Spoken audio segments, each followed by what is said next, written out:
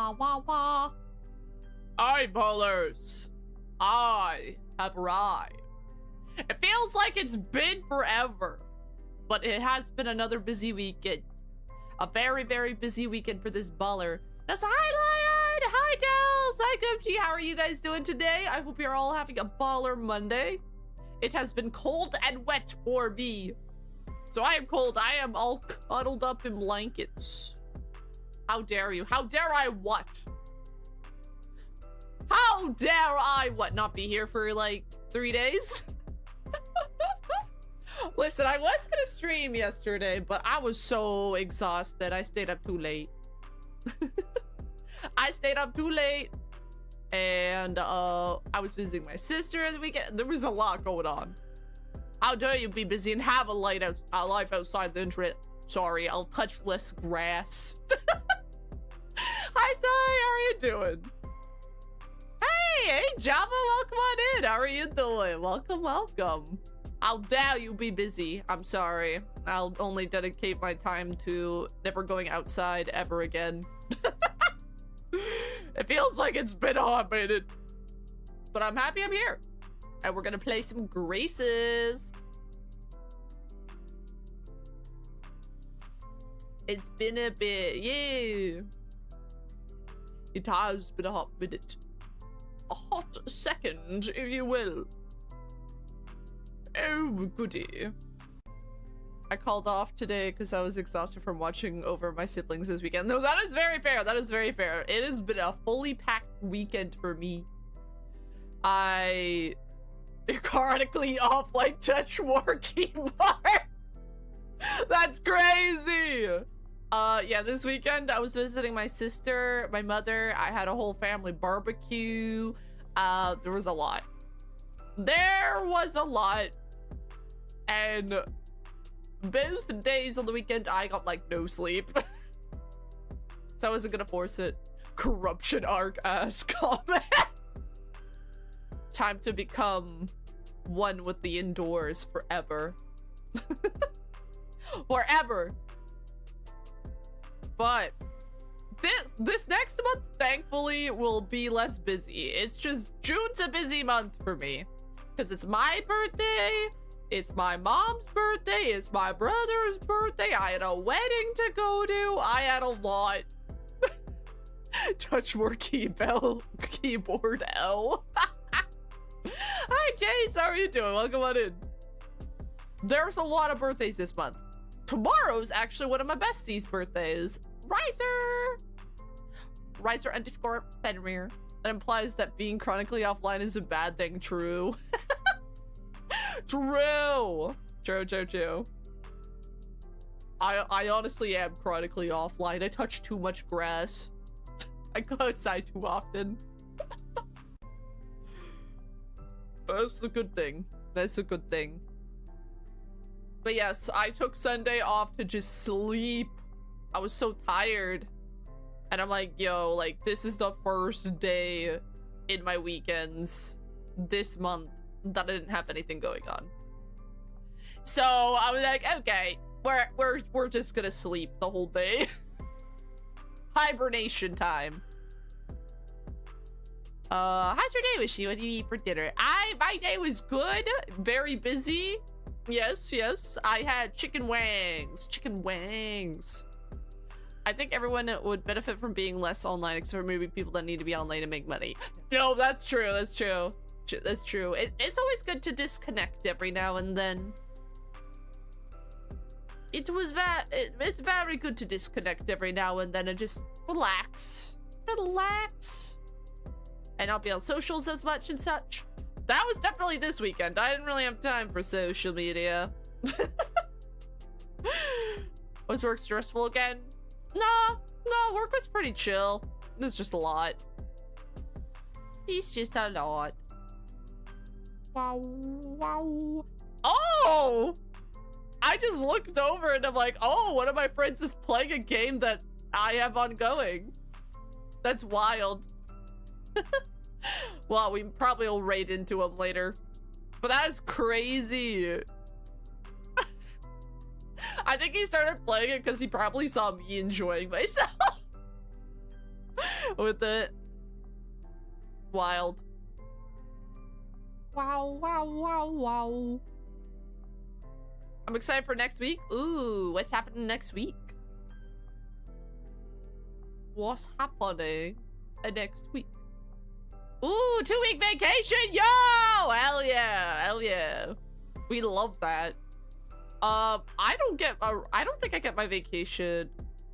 Oh, that's right. The beginning of August, I'm having a vacation that I will not be here for, let me count, 1, 2, like 4 days, 4 or 5 days. I will not be streaming. Beginning of August, I'm going on a camping trip.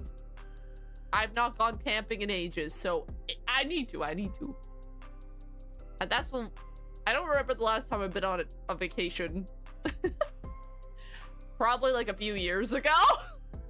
I went to Arizona.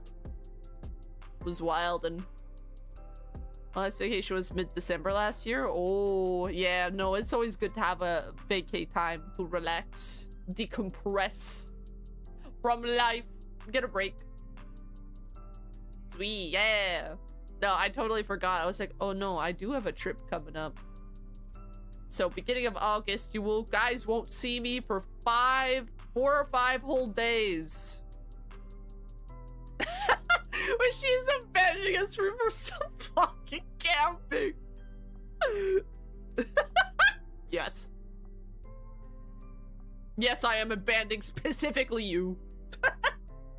For camping.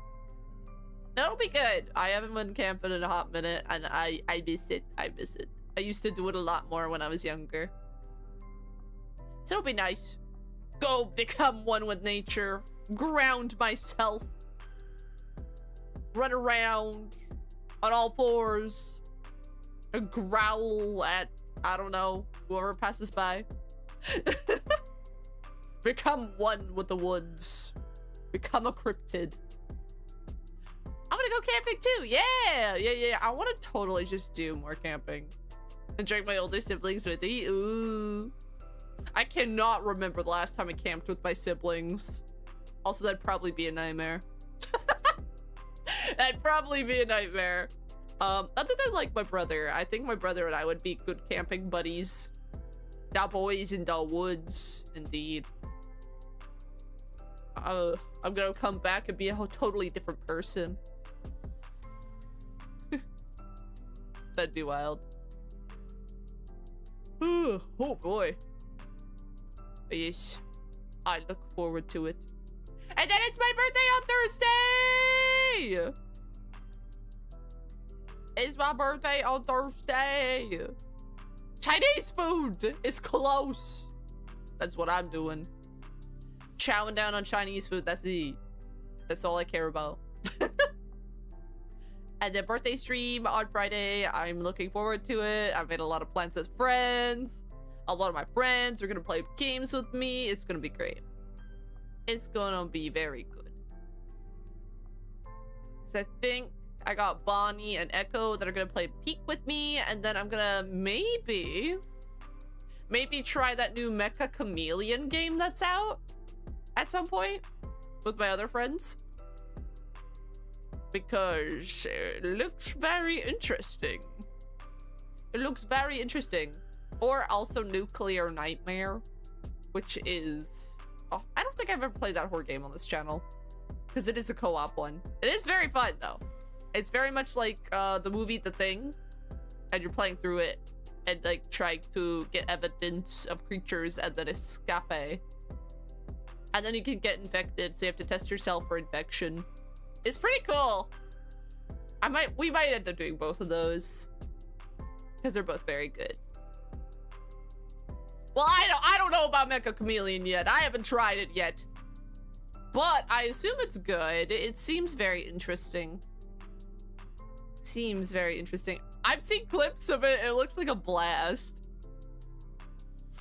I'm so excited to hang out with friends all day long. From 11 in the morning till who knows what's in the evening. So I intend for that Friday stream to be a longer stream. very long. You're gonna be seeing a lot of me that day. I don't know if that's a good thing or a bad thing. My eldest sibling came out as trans. She's still part of the boys, but I did tell her that man or woman is still good. No, that's fair. That's fair. You could be one of the boys and be a woman. I when I say the boys, I refer to all my friends. One of the boys. Like, I consider it more like neutral, you know what I mean? You could still be the boys. The homies, the boys.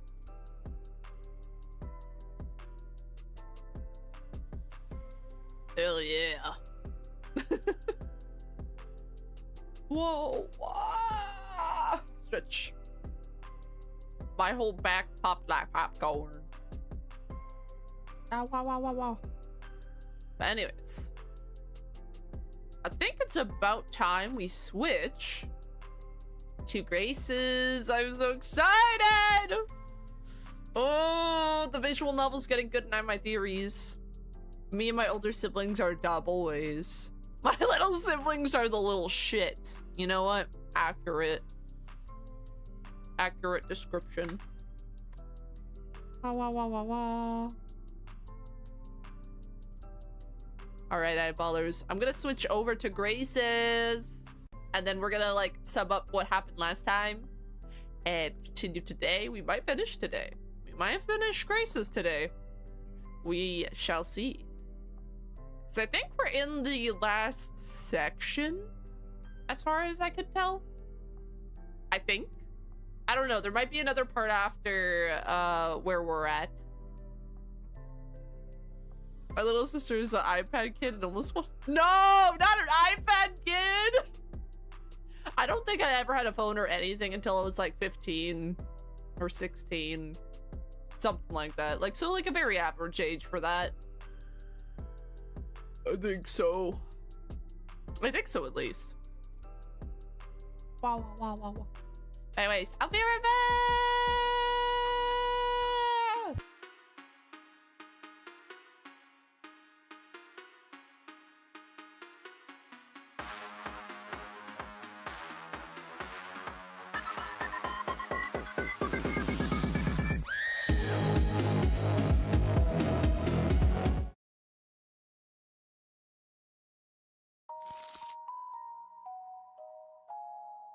Oh.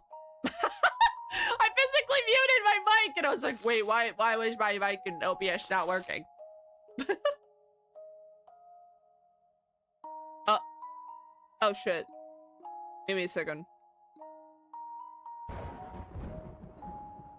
Okay, we are working. For some reason on my phone, it was like going network error for like my stream. Can you guys hear me? Can you guys see me? Please let me know. Also, I do notice that, like, the title screen, it switches between, Mitsuki and, Aki.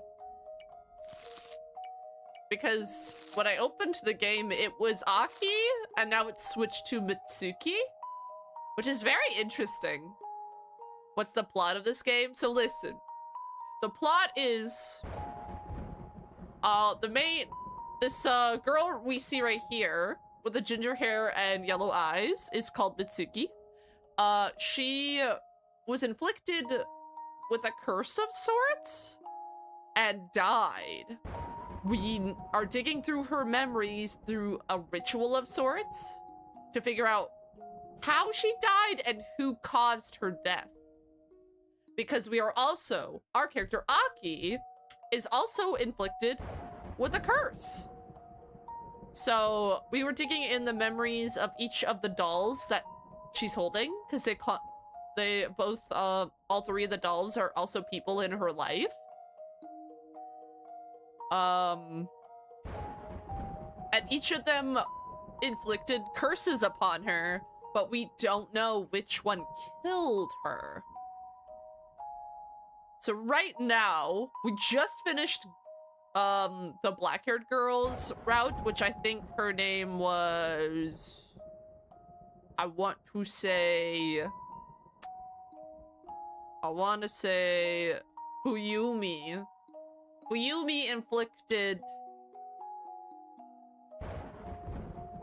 Fuyumi, I believe, was trying to, do a love spell on, a guy she liked. And the guy she liked was doing a love spell on Mitsuki. But considering it failed or something, or was successful, it, like, affected her, but we don't know how. We don't know how that affected her. The blonde one did a hex on her for her not to bully her anymore, but the way she worded it made her not feel anything anymore. And Haru,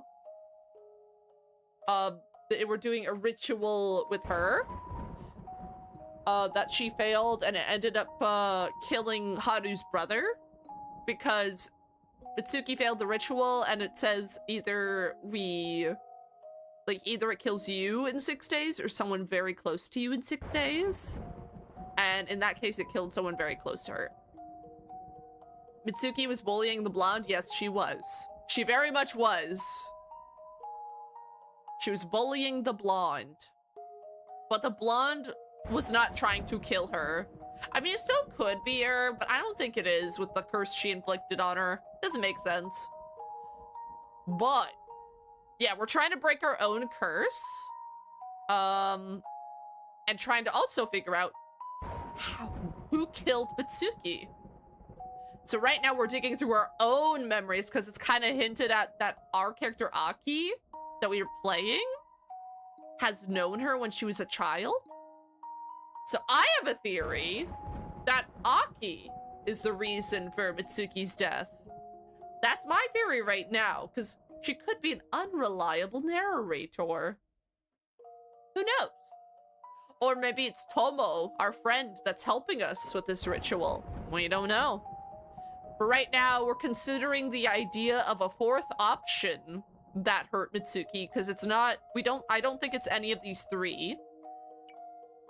So we're considering a fourth option and digging around in Aki's memories right now. And that's where we're at in the story. Sounds like she fucked her and found out. Karma!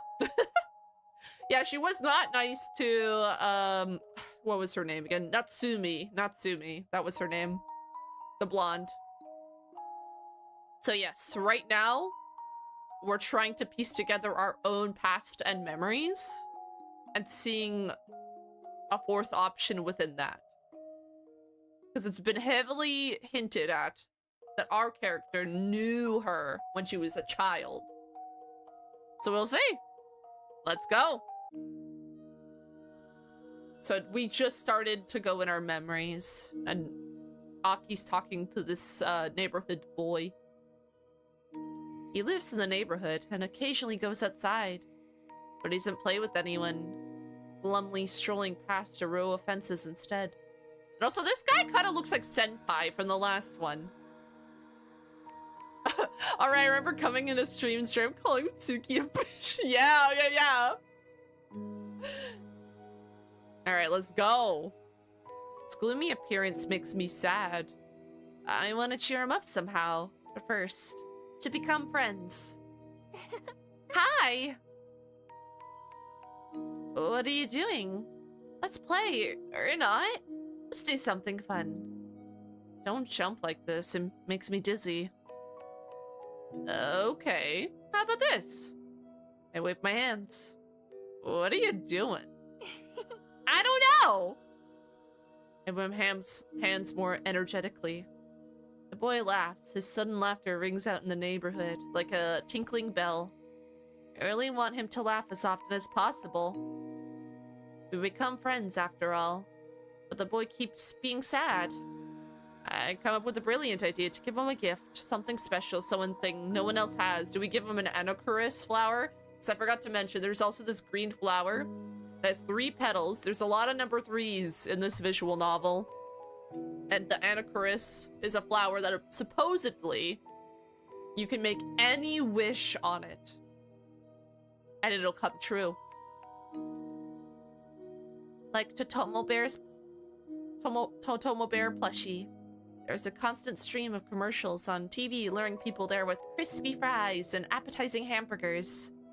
And of course, the restaurant's symbol, the most beautiful bear in the world. You can't help but smile when you have such a bear. Mom refuses to buy him, or rather, she can't. The restaurant simply hasn't opened in our town yet, but I'm begging for a bear all the time, resentful and cranky. It's a little embarrassing to torment Mom with whining, but I really want the boy to smile more often. Oh, she was gonna give him a Totomo bear. One afternoon, Mom and I go for a walk. Not just to a nearest park, but far, far away, as in the truest of adventures. It's the first time I've ever taken a train somewhere, although it's obvious now that we've only traveled 4 stops. Oh yeah, we're gonna see how her mom goes missing. I forgot Aki's got separated from her mom and couldn't find her. And that's why she fears being alone so badly. I forgot about that. Oh God. The trip captivates me. The platform where we are waiting for the train looks like a picture from a storybook. The sun sparkles in small puddles. The sky is bright and blue despite the late fall. As soon as we get off the train, I stop realizing where I am. We are surrounded by variegated trees. Aw, look at that! Her mom's pretty. Alright, later, Jace! Thanks for popping by.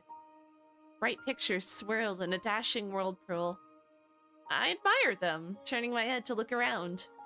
I'm so engrossed that I completely forget about both the gift and the Totomo Bear plushie. All that remains are an amazing adventure in scarlet leaves. Step by step, I wander further and further into the dreamy world of an unfamiliar path and streets. I imagine myself an intrepid explorer from a cartoon. And it takes me some time to realize that no one is holding my hand any longer. Huh? Mom? She's nowhere to be seen. At first, I'm not too startled, figuring she had stepped away for a moment and will be back soon. Did her mom literally drive far away to abandon her daughter, I wonder? That'd be crazy. There is even a crazy thought that Mom wants to surprise me and excused herself for a second to buy a Totomo Bear's plushie. I stopped around for a while, picking a lonely pebble with the toe of my shoe. Mom doesn't come back. Oh God. It's getting cold. Mom? Mom!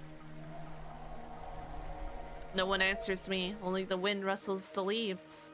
The whispering of branches sounds ominous. Not knowing what to do, I wander down the street for some reason. No one is coming toward me, as if the town is emptied out. Mom! My fear is growing. If we'd been walking in our usual park, I would have easily gotten home. But in a completely unfamiliar part of town, I feel like I'm on another planet. Mom? Where is she? Where is everyone? Hey! Tears spring from my eyes at the horrible thought that no one would ever show up. Anybody? Aw. I run through the empty streets for a long time, longing to meet anyone, not necessarily my mom. They say on TV in such a situation one should look for cops, but they've disappeared. I feel completely lost and miserable. I'm exhausted, I can barely move my legs, I'm hungry. Where is everyone? Where? Anybody? Why am I left alone? Will I just be wandering around an empty town alone forever? Help! In desolate search, I walk to a playground. The sight of empty carousels almost makes me burst into tears again. Hey! Oh God, is this Mitsuki? I don't immediately realize that I hear someone's voice. Why are you crying?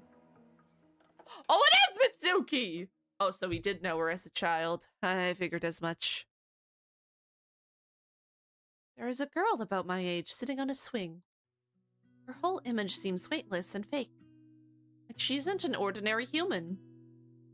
More like a resident spirit of this strange empty world. After several attempts to say a word, I give up and cry again. Hey, don't cry. The girl tilts her head slightly to the side, presses her pale lips together, then smiles calmly. Don't be sad. Do you want to play? I don't want to play. I miss my mom and I'm barely holding back another flood of panic tears. Alright then, we won't play. It's Fall Fest today, but I'm not going to be there. My mom doesn't let me. She never lets me do anything. Let's make a fest right here? I want to see the fest as well, so I nod. You have a beautiful hat. And I love my white dress. Do you like it? Yeah. Aw. It's kind of cute.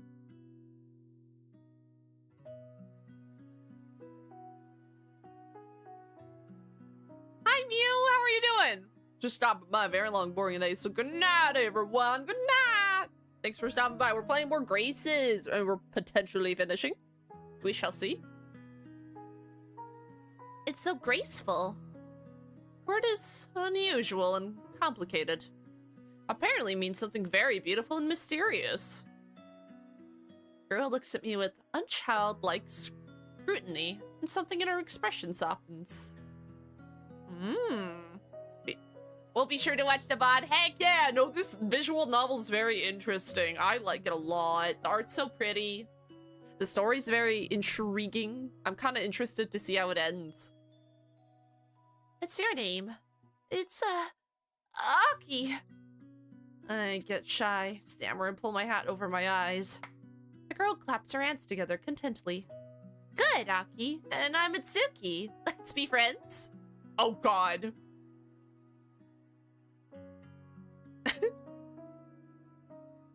Okay.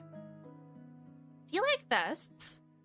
Yeah, I saw them on TV. I finally have the courage to form a coherent sentence. You're starting to recede, and the idea of playing doesn't seem out of place.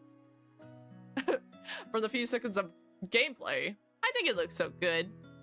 Okay, I'm gonna leave for real, for real. Alright, good night, Mew! Mew! Yow, yow, yow, yow! I'd love to catch a goldfish. Me too! We're to win a toy. Are there Totomo's bear plushies? I don't know. Do you want one? Yes, very much. He's so cool. He's soft, right? I think he's very soft. Yeah. We finally strike up a conversation. For some time we discuss Totomo and various toys. I calm down a bit. If my new friend doesn't panic, then everything's fine. Clearly, she isn't lost, and she can take me to the cops, or to her parents, who would figure something out. Hi, Riser. How are you doing? Oh! Health check. Hi! The gameplay is reading and making the good choices. Not necessarily the good choices, the true choices to get that true ending. Or whatever choices you want. I love me some visual novel Mondays. It's chill. And I like a good story. I like a good story.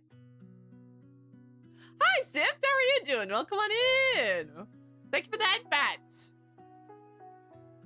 Okay, we read that. I like it when you aren't sad. You should smile more often. Oh. Like this? Yeah, it's great. Don't be sad. I recall my mom saying that strong people always meet problems with a smile. Then I too should try hard to be strong. Gotcha. I'll be smiling. Yep. Don't give up. Then everything will be fine. A loud female scream comes from somewhere far away. Mom? I'm being called. Mom, but not mine. Be here a bit. I'll be right back to help you. Aw. Good uses. Good uses indeed. I hope you are doing well on this fine Monday. Oh wait, did I read that? I forgot.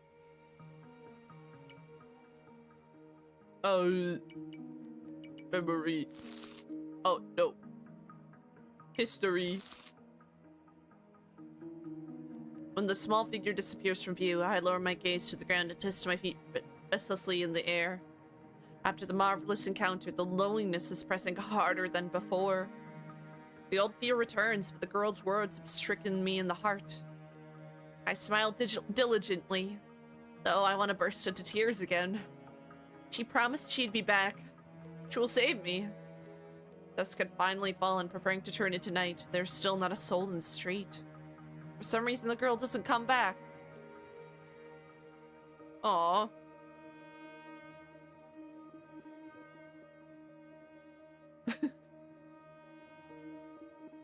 Sorry, I mean users. My bad. Oh no, it's all good. I don't know how long I have to wait, but the longer I sit there, the scarier it becomes. Heroes in cartoons always act on their own. Sometimes they get scolded for it, but they're always praised for their bravery. I want to be brave too, so I decide to try and find my mom on my own one last time. I jump off the swing and run in the direction where I think my mom and I have lost each other. Oh god, no, Aki, you're gonna get even more lost! The darkness has descended on the town, making buildings look the same. It's very, very scary. Mom!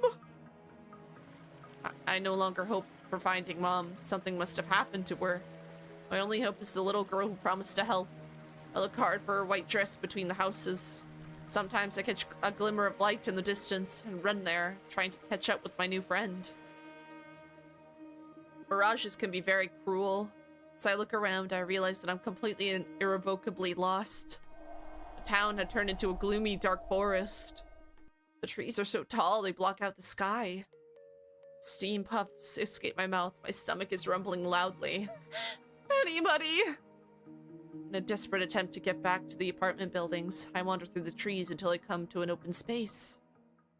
Oh! The Anarchurus forest thing! Surprise takes my breath away. The clearing is covered with black, gnarled sprouts of an unknown plant. The unusual triangular flowers grow dimly in the darkness. The buds emanate a weightless, sweet scent. The clearing is mesmerizing with otherworldly beauty, and yet looking at the flowers is somehow unpleasant. Fatigue washes over me with terrible force. I really want to sleep, but I can't just lie down on the grass in the open air. I shake my head. A cave lurks at the far end of the clearing, enclosed in the darkness by something incomprehensible. I can hide there and wait out till the night. Turns out there's a mesh fence blocking the entrance. I groan in disappointment, but then I notice a hole, made as if on purpose so that someone small could sneak in. What the fuck? I try to squeeze through the hole, but my clothes cling to the sharp barbs of the cut fence.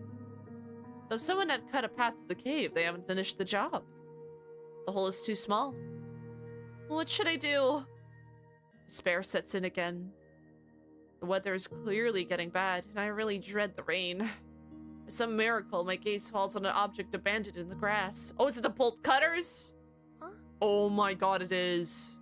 So we've been here before, as a kid. What's this? The tool turns out to be heavy. Why? But I know right away what it's all about. Someone used it to make a hole in the fence. All I have to do is continue their job and I can get through. Can I do this? The tool is very, very heavy. Oh god, it's gonna rain! Thunder rumbles somewhere in the distance. I don't like thunderstorms, and I'm afraid of getting wet, so I have no choice but to pull myself together and take a risk. With great difficulty, I lift the tool and try to squeeze the blades on one of the fence wires. I think it worked. A chunk of the fence had come apart, and the hole has become larger. Oh. The tool falls from my weakened hands. I can't do more. But now I can try to get through the hole again. Was this place the cause of our three misfortunes? The curse and the curse on Mitsuki? The rumbling sounds closer. Scared, I rushed forward, tearing the sleeve of my jacket against a sharp thorn of a strange thorny plant. It's cold inside the cave, but quiet and still. Footsteps echo faintly. Water is dripping somewhere. Sometimes I trip over something scattered on the ground, but I can't see what it is in the darkness. I just have to wait for someone to rescue me. Mom or Mitsuki. Someone. Definitely. I just have to wait. Oh god, no wonder she fears being alone. Aw, Aki. I jump away from the table. The pain in my leg becomes unbearable. Mitsuki. We met when we were kids and I've completely forgotten. It's hard to remember someone you've only seen once so long ago. But somewhere in the back of my mind sits the image of a girl in a white summer dress, worn out of season. That's why meeting Mitsuki at the station caused so many unpleasant feelings. The white dress reminded me of the unfortunate day my mom disappeared. The day I had made 3 irreparable mistakes. What the fuck mistakes were those? No good deed goes unpunished. If only I didn't want to help a friend. If only I didn't leave the playground. If only I didn't get through the fence. A cold hand comes down gently on my whitened fingers. Tomo's black eyes are very close. There's no surprise, fear, or sympathy in them. Only unwavering determination. How did it end? I was saved, but my mom still hasn't returned. Dad hasn't been himself since then. And I'm still haunted by misfortunes. All because I was cranky and kept asking for a Totomo Bear's plushie. A wave of forgotten remorse washed over me. I feel there's more than that. There has to be. That can't just be it. Mom wouldn't have been missing if I hadn't been begging for that ugly bear. In a fit of rage and desperation, I throw the toy at the wall. The bear hangs listlessly on spiky stems. The boy didn't even ask me for a gift. What made me think he'd even like a bear? No good deed goes unpunished. Now I see. Almost sighs heavily and releases the bear from the prickly captivity. A horrible set of coincidences. One shouldn't meddle when not asked. But you don't know for sure. Your friend could have been actually dreaming of a Totomo's bear plushie. Your gift could become his salvation. But it didn't, and my mom disappeared. Why didn't I ask him directly what he wanted? I had ruined everything. Do you really think so? Do you really think that the right thing to do is nothing? Yes. Otherwise it only gets worse. Misfortunes come. I look at the mesh fence in powerless anger. That's what Mitsuki wanted to tell us. You can't go where you're not asked. The door is locked for a reason. Danger lurks behind it. Tomo follows my gaze and her lips press into a thin, barely visible line. No, no, no, it won't do! Isn't it obvious that there's a reason we ended up here? Come on, Aki! Think! There's a reason? I can't help but marvel at the coincidence. The girl who had met me that unfortunate day was Mitsuki. Didn't she remember our conversation? Did she decide that our meeting was just the beginning of a series of unsuccessful encounters? Aki, Fuyumi, Haru, Natsumi. It all started with me at that fall evening. Because graces, the original graces are not 3. They are 4. Oh, shit! What's the matter? Is it really as you say? Is it all not a coincidence? What if I infected Mitsuki with the curse back when I was a child? Strange things have been happening to her ever since. It is me, not her, who infects everyone with misfortunes. Hold on, what makes you say that? I'm so stupid, I should have figured it out immediately. My misfortune started long before Mitsuki and I met at the station. There's no way she could infect me with the curse. Back then I was already cursed. I infected Mitsuki long ago at the playground. But you didn't do anything wrong. Is that what Mitsuki doesn't show up and doesn't want to answer a question? Because she's angry at me, right? What do I do now, Tomo? Apologize to her? No, damn it! But Mitsuki doesn't show up. How do I apologize? Enough! Something soft hits my face. Bewildered, I catch the Tomo's bear plushie. You're wrong. Absolutely wrong. But as long as you can make a move, the game isn't lost. But I don't know what move to make. Let's deal with this fence. How? Wasn't it obvious from the beginning? The tool we need is right here, in this room. Yeah. Nothing difficult, no? You're wrong, Tomo. It's very, very difficult. I recall the sharp thorns stabbing my fingers. I want to throw the bolt cutters far away as possible to never think about them again. I'm not sure. Mitsuki constantly found herself drawn into some mystical horrors. Whether it was her fault or not, everything ended badly. Excuses. No good deed goes unpunished. Excuses! What if it only gets worse? A lump comes to my throat. There's a rumbling in my ears. Panic is growing inside me. I know that a reckless act would be followed by punishment. There's no other way. Take this posthumous wish ritual. We were supposed to ask the dead a question, but she hasn't even come. As always, everything goes wrong. Everything's upside down. Everything's inside out. It's only going to get worse. And yet, I don't know. I don't know! Excuses. Aki. Then I'll do everything myself. Ugh. Tomo grabs the bolt cutters. The moment her fingers close on the handles, her face contorts in pain. I'm sick of it! Struggling, Tomo brings the bolt cutters to the mesh. Are they really that heavy? Ugh.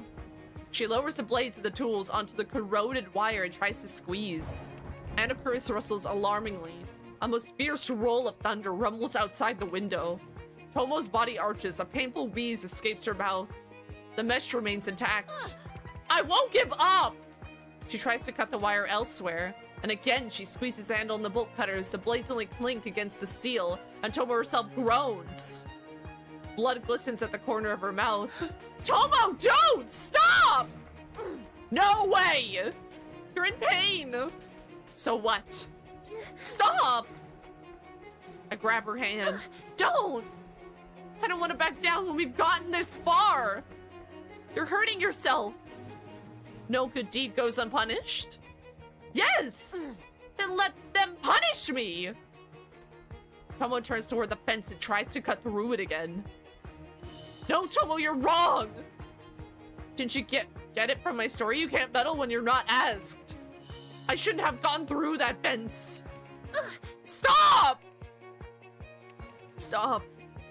It's unbearable to watch Tomo try to cut the wire. Blood streams down her white chin, dripping onto her clothes. Her fingers clutching the bolt cutter are slightly reddened. Don't. I don't want to see my friend suffer. Why look? I need to close my eyes, calm down, and wait. Sleep. Sleep is the best me. I slap myself on the cheek with force. My skin flares with fire, but the fog in my eyes clears. Tomo freezes, staring at me with round eyes. Huh? What are you? Now is not the time to sleep. Aki? Please leave the bolt cutters alone. I gently take the tool from her stiff fingers. There's no need to suffer. I know what I should do. According to the rules of this game, you can't get through the fence. Not you. Aki. I'm a coward, Tomo. No good deed goes unpunished. Even if you want what's best, it doesn't always turn out good and right. What's best? And a curse flares up with poisonous glow. I thought I'm used to their cloying flavor by now, but another wave of sweetness practically knocks me off my feet.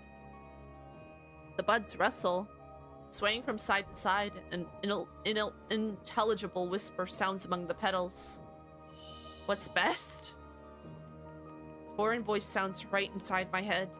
A familiar, sad half-whisper. Best. Huh? What? Look! The 3 boxes disappear from the table. In their place appears a new one, completely black, consisting of the most gloomy thoughts. Mitsuki, did she react to our quarrel or to particular words? What's best? Is it really? Maybe everything combined. Then, I take a deep breath, gathering my strength. I'll take a look. Answer lies right in front of me. The blackest thoughts of a girl named Mitsuki. Her worst nightmare and the most unbearable pain. The 4th box of Mitsuki. Oh, is this Mitsuki's memories, maybe? Directly? Mayhaps. Is this your answer? What's the best way? Anna Chris whispers incessantly. I really want to sleep, but right now I need a different kind of medicine, more bitter, more effective. The answer to all the questions. The solution to Mitsuki's mystery. I open the cardboard flaps resolutely. The world in front of my eyes fades. Oh god, this is going to be Mitsuki's thoughts herself, isn't it? We are all cursed. Both me and the people unlucky enough to have met me. I'm always causing suffering to those around me. Oh god. So this is Mitsuki's dark thoughts. Hi girly, how are you doing? It's good. We're finishing Grace's Posthumous Wish. It's a game about curses. We're on the last little bit. I don't know why. Whatever I do, everything goes wrong. I want what's best, but I'm just messing it up. My very birth brings sorrow. Mom was in her senior year of high school when she realizes she is pregnant. Dad had just started university. Can I say? Their parents go crazy when they find out, but Mom decides to keep the child and incurs even more wrath. Because of me, Mom and Dad have to get married in a hurry. I'm not even sure if they love each other. Who would they be if it wasn't for me? Would they have found true love? Oh shit. This is rough. I like your Avi. Pink hair is nice indeed. Indeed, this is nice. Pink is baller. Pink is baller. No matter, I'm born and their lives go downhill. Dana has to quit studying to support the family. Mom buries any dreams of a career as well. We are living in a shabby one-room apartment. I have little to no contact with my grandparents. Oh, shit. Hi, Zora. How are you doing? Welcome on in. I wish you a wonderful stream. Good night, Dose. Thanks for stopping by. I appreciate you. I have little to no contact with my grandparents. Life flows in a dull, measured way. The days are filled with the exhausted faces of my parents and their judgmental gazes. They never say anything, but I feel unwanted. Do you like my profile picture? Hell yeah, I do. It's very nice. There's no place for me in their lives. They understand it, and so do I, despite my young age. Their gazes are begging me, get lost. You're a mistake. We shouldn't have kept you. For a long time, our life isn't characterized by joyful events. But soon the world is filled with new colors. Sora, my little sister, is born. The clouds seem to part. Unlike me, my little sister brings warmth and goodness into the world. Her birth is awaited. She isn't the cause of quarrels and discord. There's peace. I begin to realize that life can be something different, filled with more than just judgment and loneliness. Our life has become joyful. Sora had become someone special to me. She's an unusual child in her own right. Despite her poor health, she is never discouraged. She doesn't seem at all upset about having to spend most of her time in bed. Gradually, her body gets stronger and we're all able to go outside for walks. At first, our parents are worried and follow us around, but soon they realize that Sora is fine. Wait, we did hear a mention of Sora before in Fuyumi's thing. That's wild. Oh my god, Sora, they sound like my name. Yeah, it sure did. We're talking about you!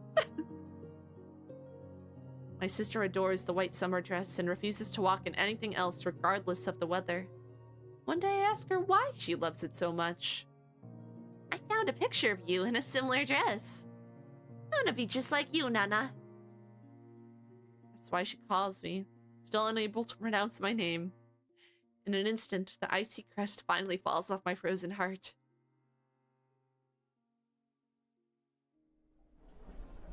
One day we walk around the mall while Mom is talking to an acquaintance. Sora is interested in jewelry hanging on the stands. Her huge eyes reflect the bright glimmers of glass beads. I don't have any money with me, so I sadly take my sister outside, even though I really want to buy her a present. Sora suddenly stops me with a tug on my sleeve and opens her small palm. In it lies a pendant painted gold. How? Hands it to me. Don't be sad. I'm not. Where did you get it? In the shop. Did I give you money to the salesperson? Did you give money to the salesperson? Oh no, she committed a theft. Sora doesn't mean any harm. She has stolen the pendant to cheer me up. Nana? You have to pay money for items in stores. Oh. Have I done something wrong? Hush, calm down. I'm not gonna tell. Really? Yes, let's not get anyone in trouble. It's just a cheap trinket. Sora's already realized that she did a wrong thing. She frowns, lowering her hand with the pendant, and turns toward the mall. Wait! I'm afraid the salesperson would scold us severely. Sora would cry and start choking on coughing fits. But Sora purses her lips resolutely. We should return the pendant. But it's only fair. We tell the salesperson everything. He doesn't scold us. On the contrary, he thanks us for our honesty. He too is affected by Sora's light magic. The salesperson hands the pendant back to us, saying he wants to give us a gift. I don't find the strength to refuse. Here! My sister hands me the pendant again. But a gift! Who could have refused? And so a cheap trinket has become more precious to me than any treasure. Sora often surprises me, and every moment spent with her becomes a precious gem in the treasury of my memory. I'm always with her. Oh, did she die? Because, like, did Sora die because it sounds like she was sick? And then Mitsuki kind of braids her hair and stuff very similarly to Sora. In the spring, when petals would get stuck in her beautiful hair. In the summer, when the hem of her dress resembles a fluffy cloud. In the fall, when her cheeks are beginning to blush from the approaching cold weather. In the winter, when I'm afraid she would catch a cold and get seriously ill again. Oh, they're so cute! But Sora isn't afraid of cold and disease. On the contrary, she's always pulling me outside. Since it's cold, let's eat something hot! We laughing by baked yams. I've never eaten anything tastier, and I've never had happier moments in my life. There couldn't have been a more beautiful world than the one with me, Sora, and the most delicious baked yams. Sora is an amazing child. Her mere presence makes my life not only tolerable, but also enjoyable. I can't refuse her anything. That's my first and biggest mistake. One day, Sora suddenly starts begging me to go outside together. Our parents have been letting us go alone more and more often lately, so give it in to my little sister's pleas. She just wants to go for a walk. How can such a wish be a bad thing? It can. It really can. Oh no, she dies, doesn't she? Sora doesn't feel like playing in the playground that day. The other children are staying at home, so my sister gets bored playing alone and asks to go to the river. Wait, is that the same day that, like... Oh no. We go there pretty often, so I say yes, even though I'm starting to get worried about the cold weather. Sora gets bored of the river as well. She spins in place and suddenly walks resolutely toward the forest.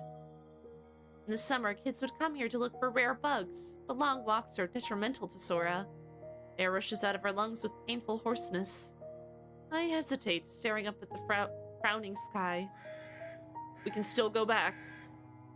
There at the huge golden tree, I'm still capable of choosing a life where subsequent tragedies wouldn't happen. But I want to please my favorite little sister. Let's go.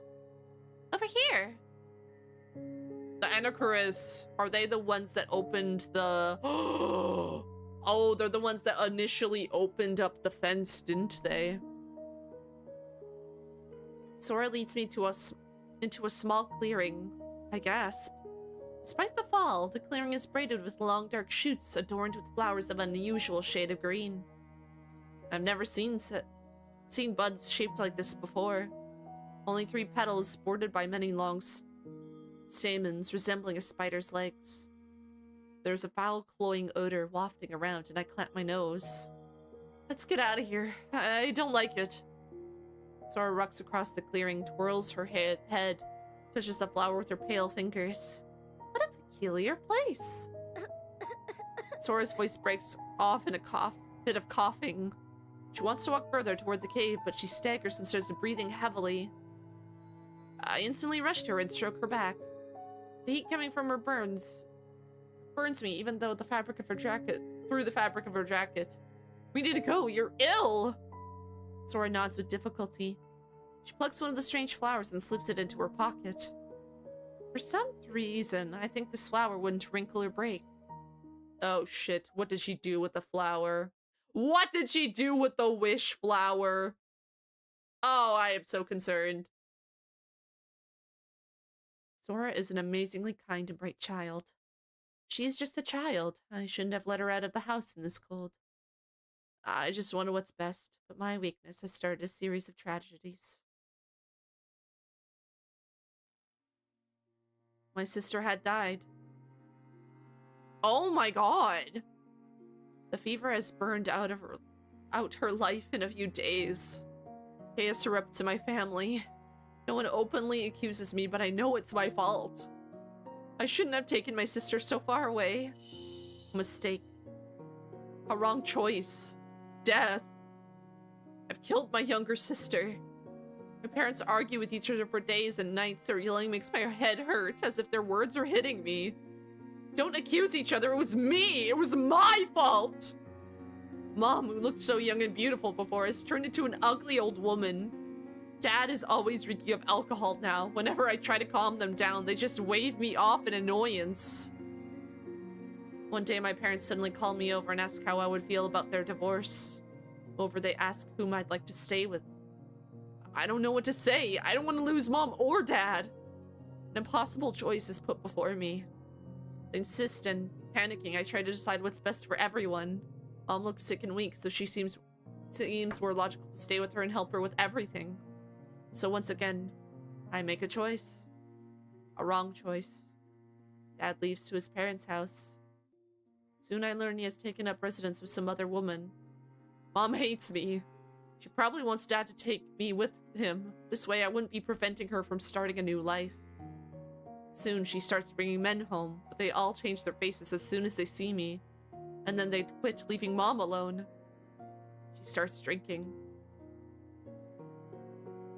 Oh man.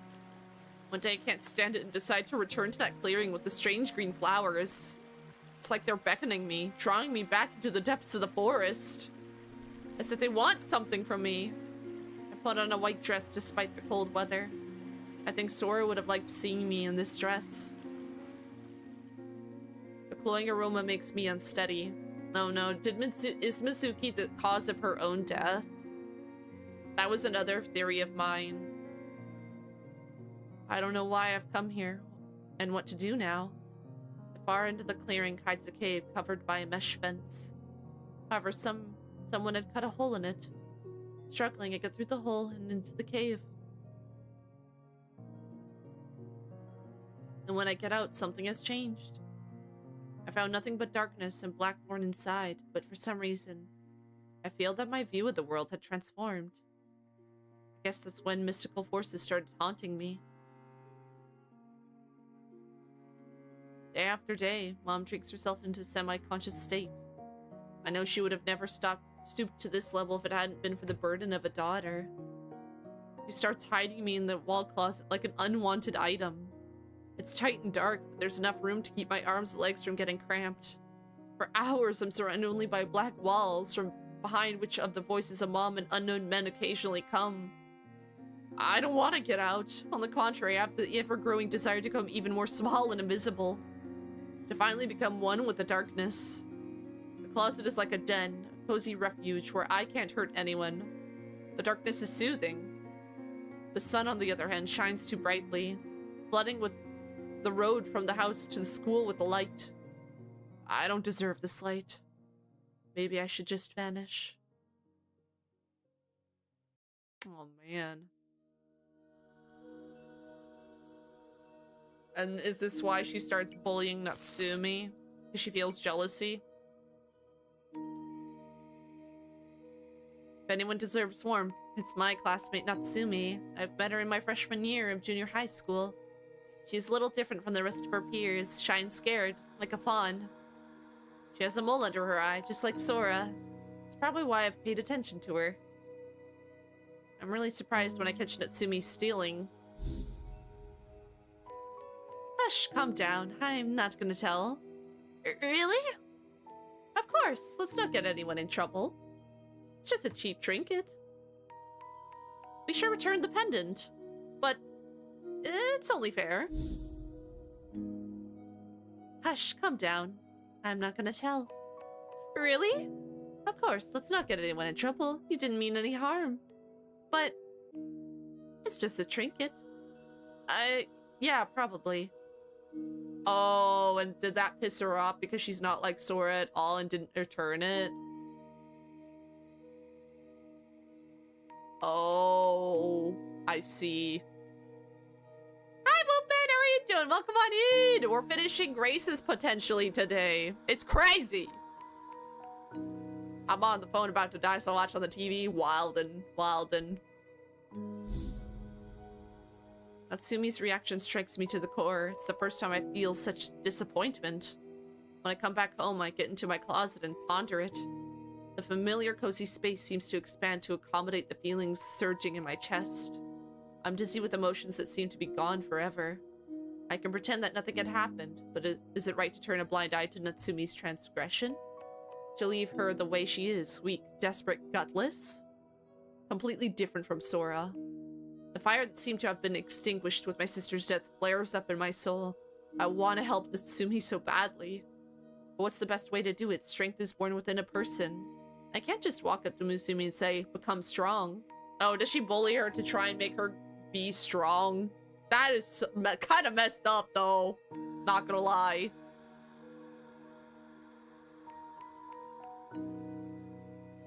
She has to resist hardships herself. Like a strong, confident person, like a hero. What's preventing her from striking me back even once? Why doesn't she get angry? She has demanded proof that I had actually filmed her. I would have had nothing to show her.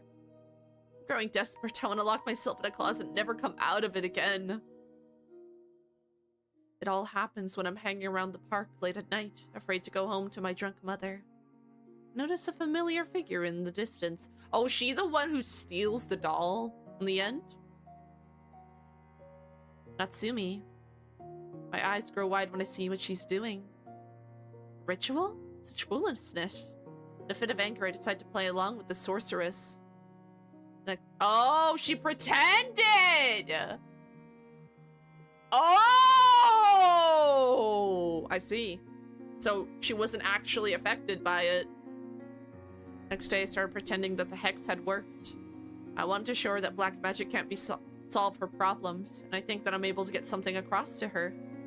But as it turns out, I've turned Natsumi into a monster. She hasn't understood anything. I regret getting involved in all of this for 1,000th time. I feel bitter and nauseous. I wanted what's best, and it turned out the same way as always. I dug out the plushie toy myself and carried it away with me. Totomo Bear shouldn't rot in the cold ground. Yo, okay, so she was faking the whole time. The ritual never worked. It never worked. Which is kind of wild. Also, hi, Flying! How are you doing? Welcome on in. Thank you for the headpads. Or playing Graces and maybe finishing. Must peep and lurk, but I'll be hanging. Hell yeah! I hope you have a baller time.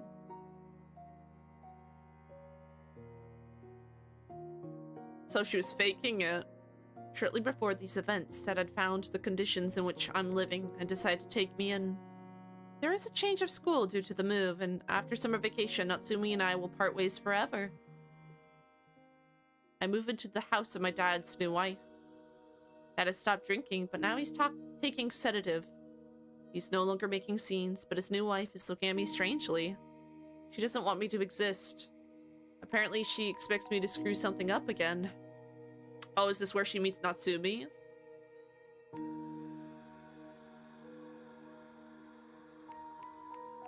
The new school, I make friends and even join a club.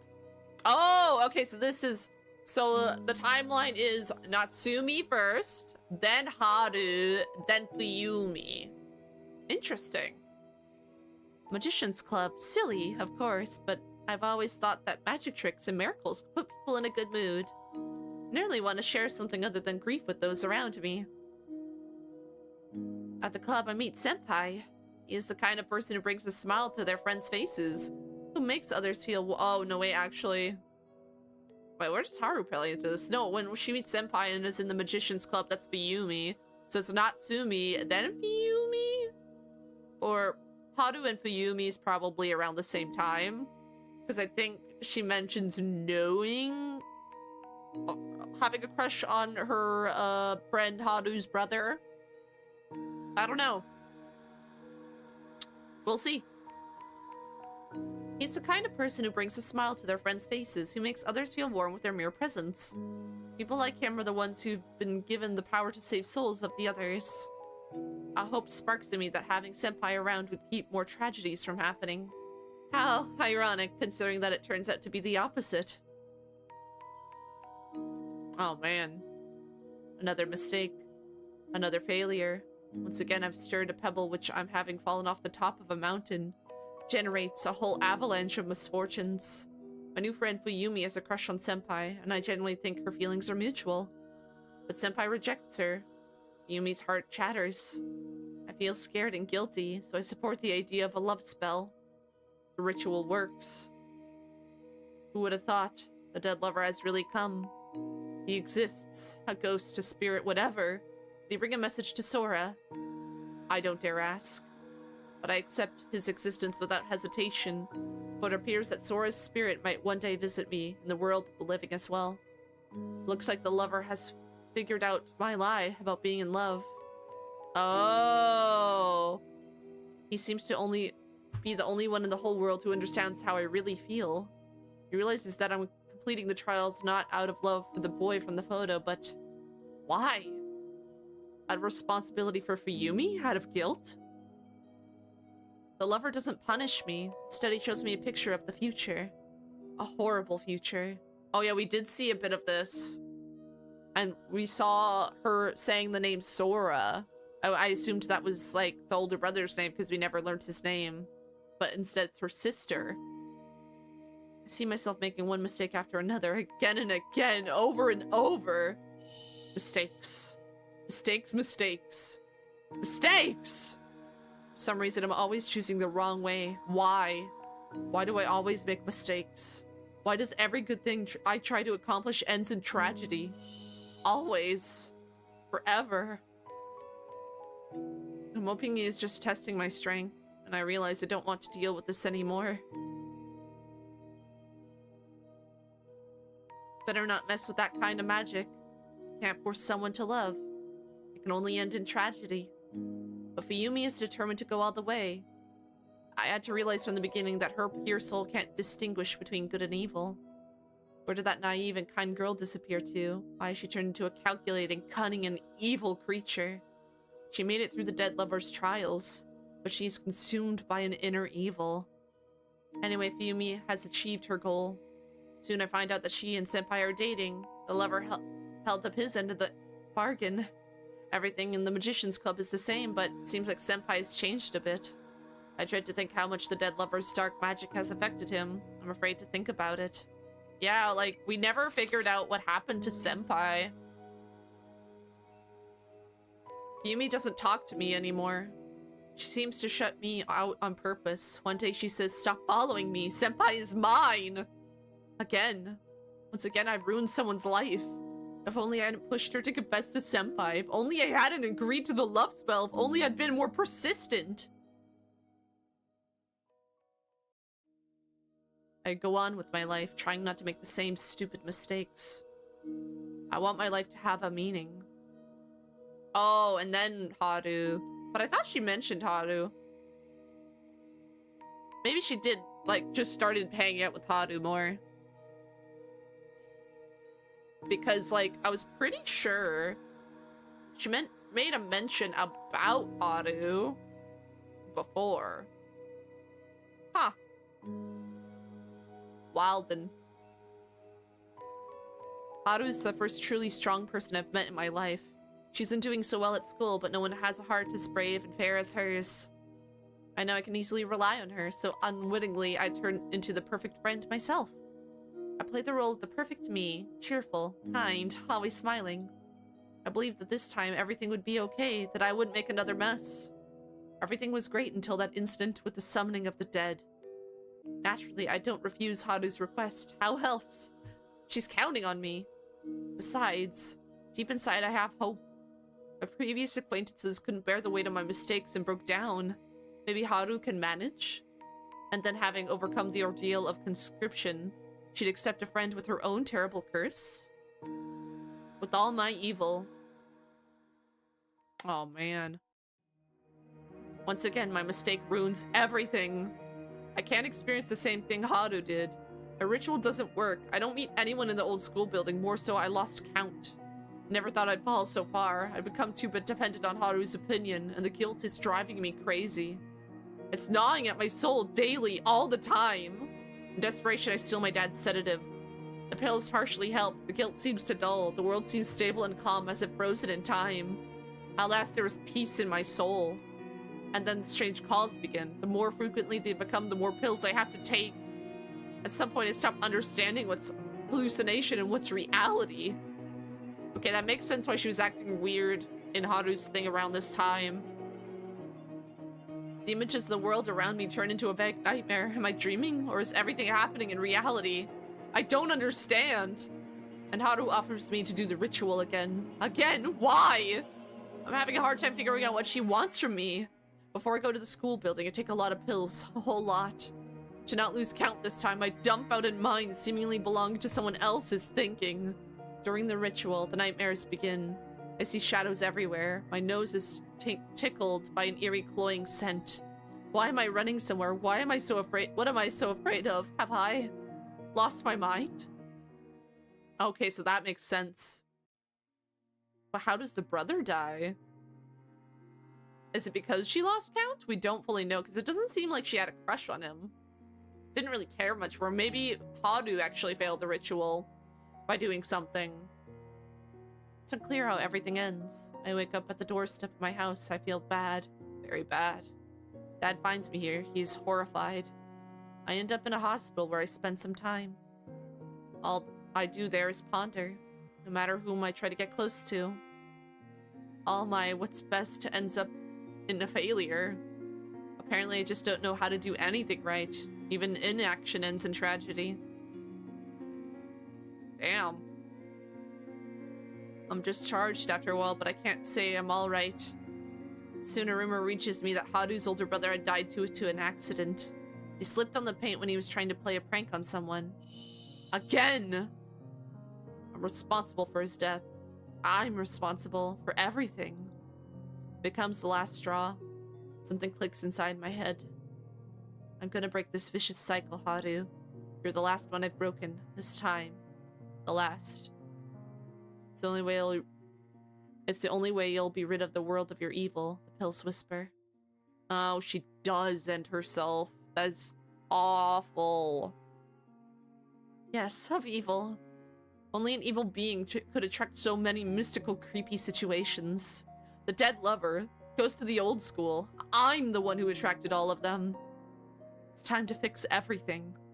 Hurry, hurry, the pills whisper. Don't worry. Very soon. Soon I will disappear from this world.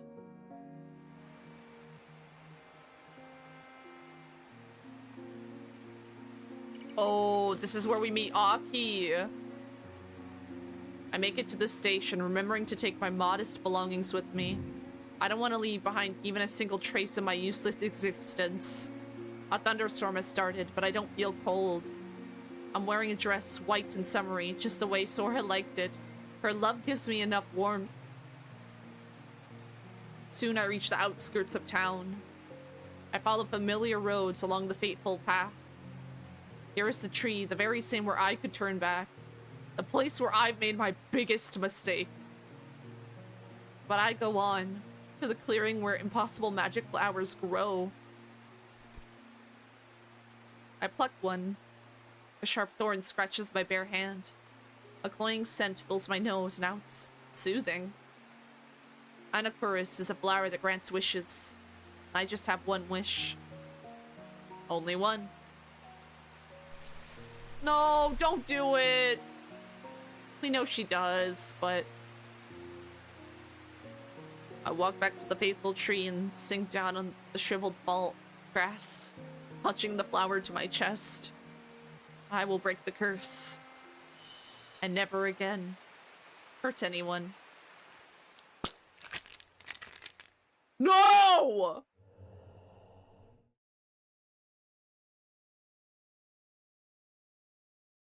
Mitsuki, no. What did you see? I saw everything. Mitsuki indeed attracted otherworldly powers, but absolutely not how I thought. There is no curse. Only a sequence of stupid, childish mistakes. Tragic coincidences, not the curse. Mitsuki was unlucky to see Natsumi shoplifting. She was unlucky to help Fuyumi, who could become a good friend, but chose a selfish dream over friendship. She was unlucky to lose count, unlucky to tell Haru about it. Unlucky to be born in a family without love.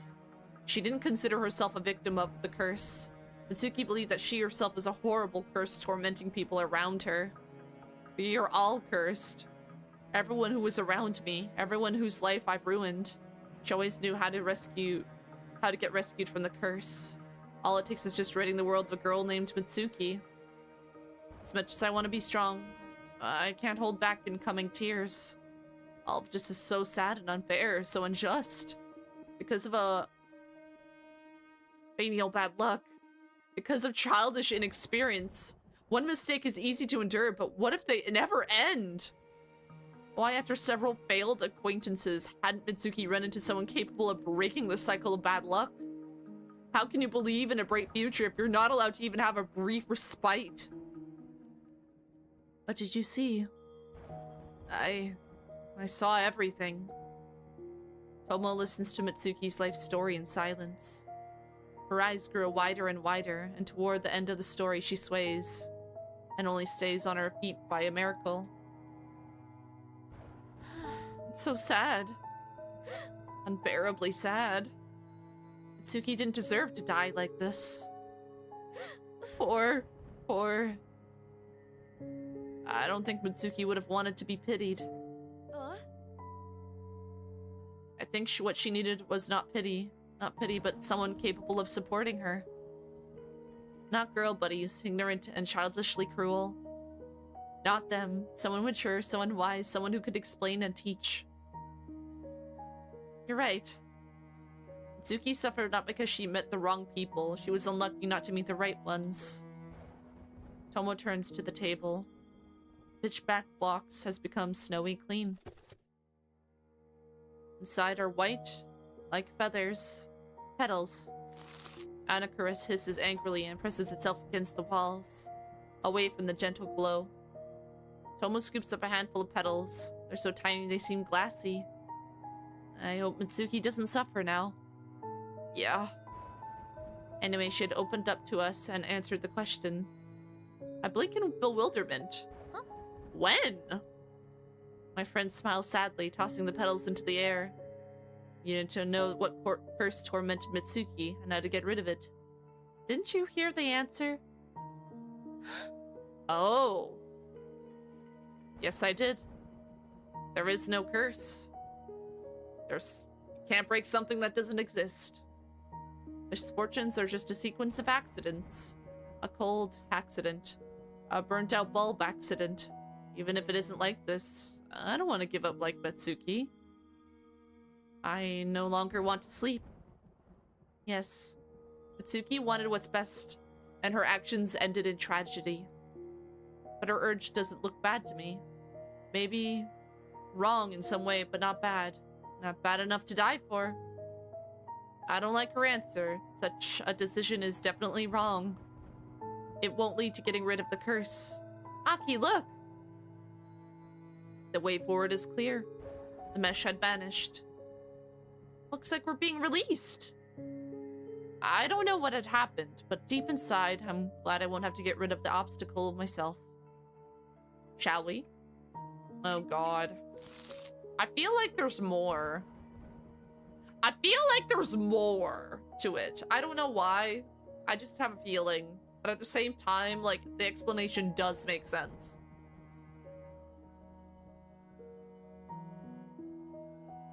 Yeah, it's about time. We have one last most important thing to do. Tomo pulls the doorknob. Door opens ajar, without a creak, with ease, generously inviting us to enter. Are we facing Mitsuki? Let's go.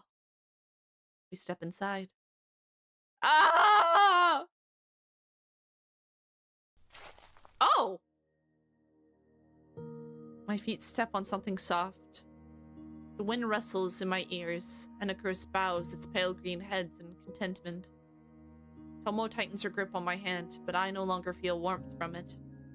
Why are we here? Darkness gnaws at us from beyond the vault of the cave.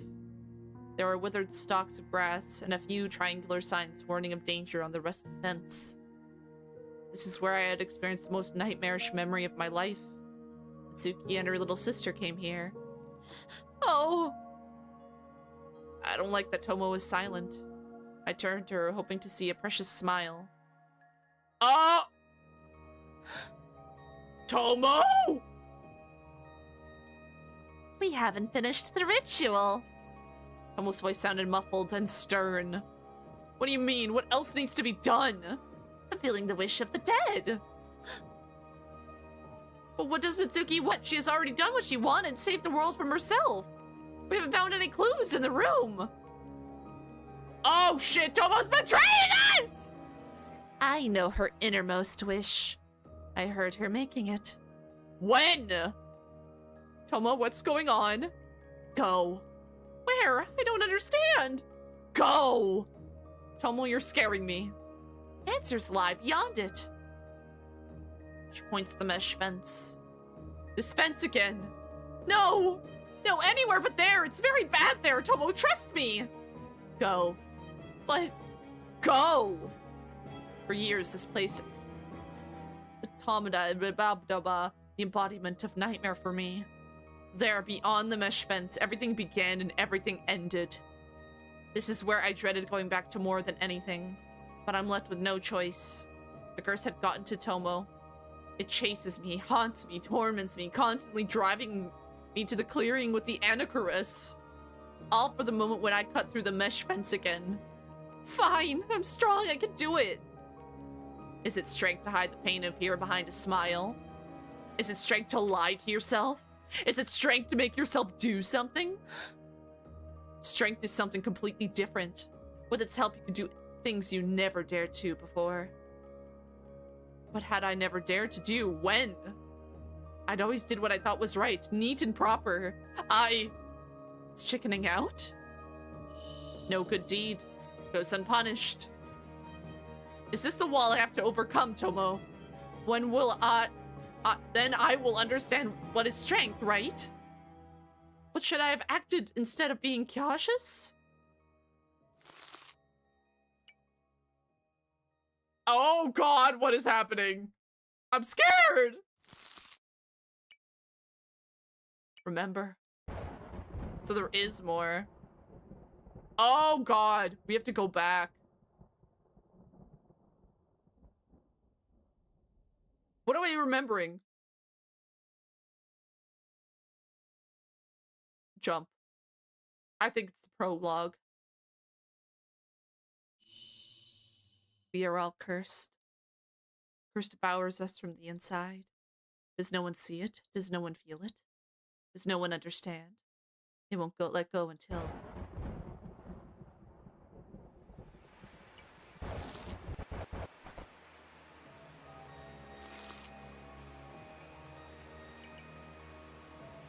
Do I calm her down again?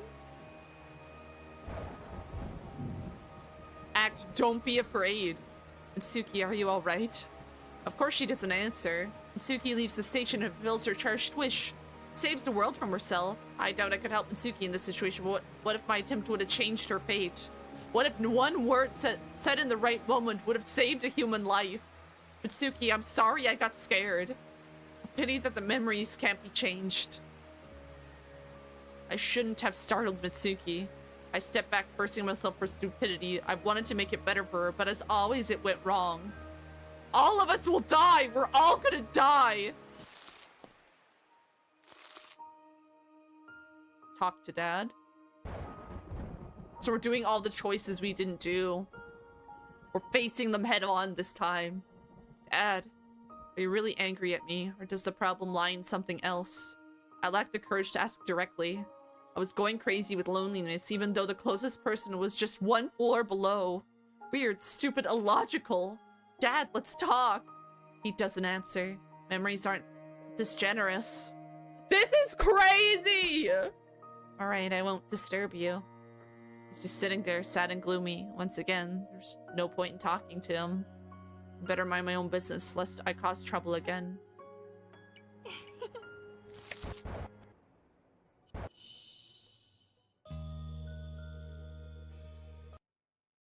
Damn. Is that all the choices I got to make in the prologue? No, there was. This is insane. So we basically gotta go back. Okay, better give it my best. Okay. I feel like this doesn't matter. Oh. Yeah, I feel like this part doesn't matter. Ow! Looks like I just poked my eye into the tip of my pencil. I feel like it's the bigger decisions.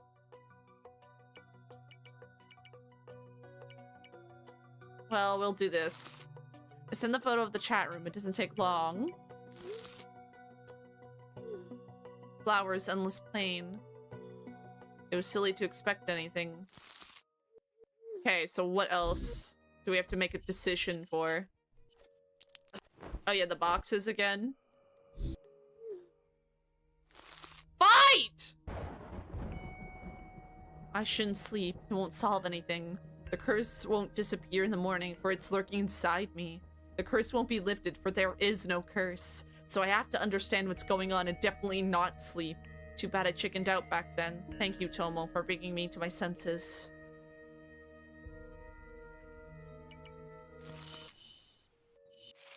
We are going back and trying to fight. To make a wish, what can be more simple? But not for me, fearing wishes more than anything else in the world. But running away is even more scary and foolish. You can't run away, falling back into a web of doubts and indecision. Be what it may, at least I'll try. Perhaps something bad would happen, but always a chance that it would turn out to be something good. Going back into the room of misfortunes is much worse. Is that what you wanted to show me, Tomo? Is this what you've been talking about? Alright, I understand. At long last, I understand. I'll try to risk it. Cut the mesh! I'm ready. I'm ready to face it head on.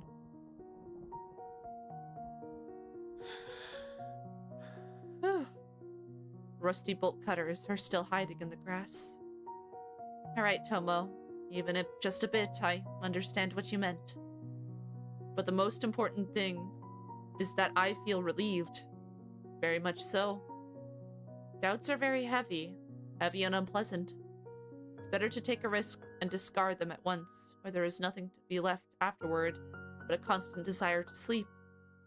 I'm sick of it. I'll go to the end. This is what you want, right, Tomo? I want to be the same. To understand what's going on. To learn what I'd left in the cave. to finally break the curse of 3 misfortunes. Sometimes deciding to do something is scary. Sometimes it's not worth it. But it's better to risk it than to carry the weight of misfortunes and eventually break. Like Mitsuki. With a slight snap, the mesh part slides slightly to the side.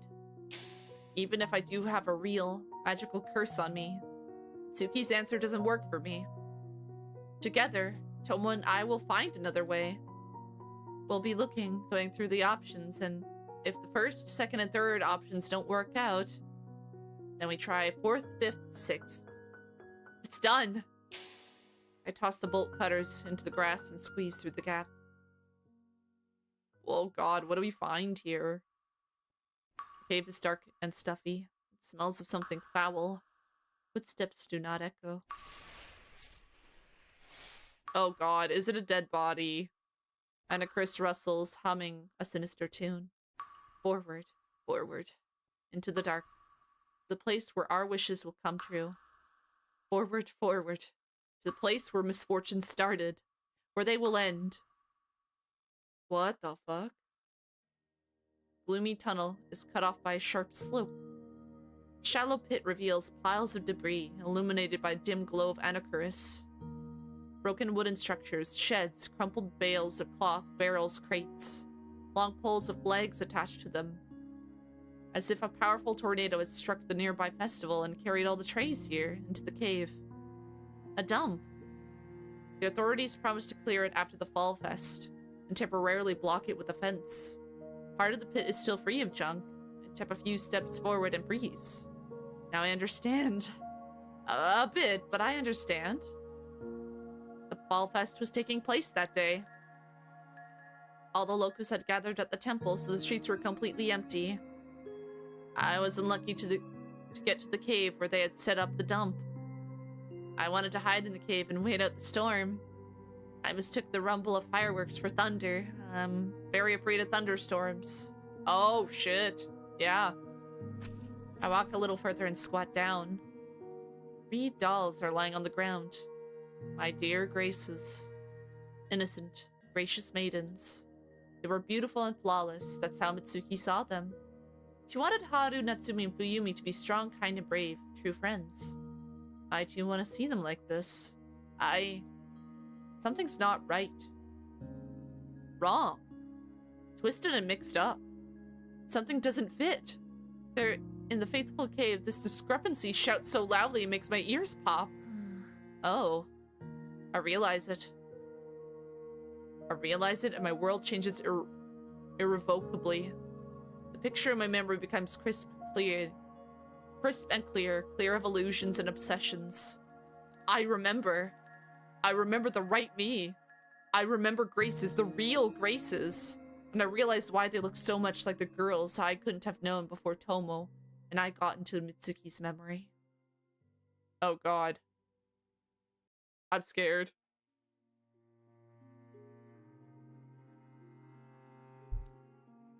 Hi, welcome back, Jace.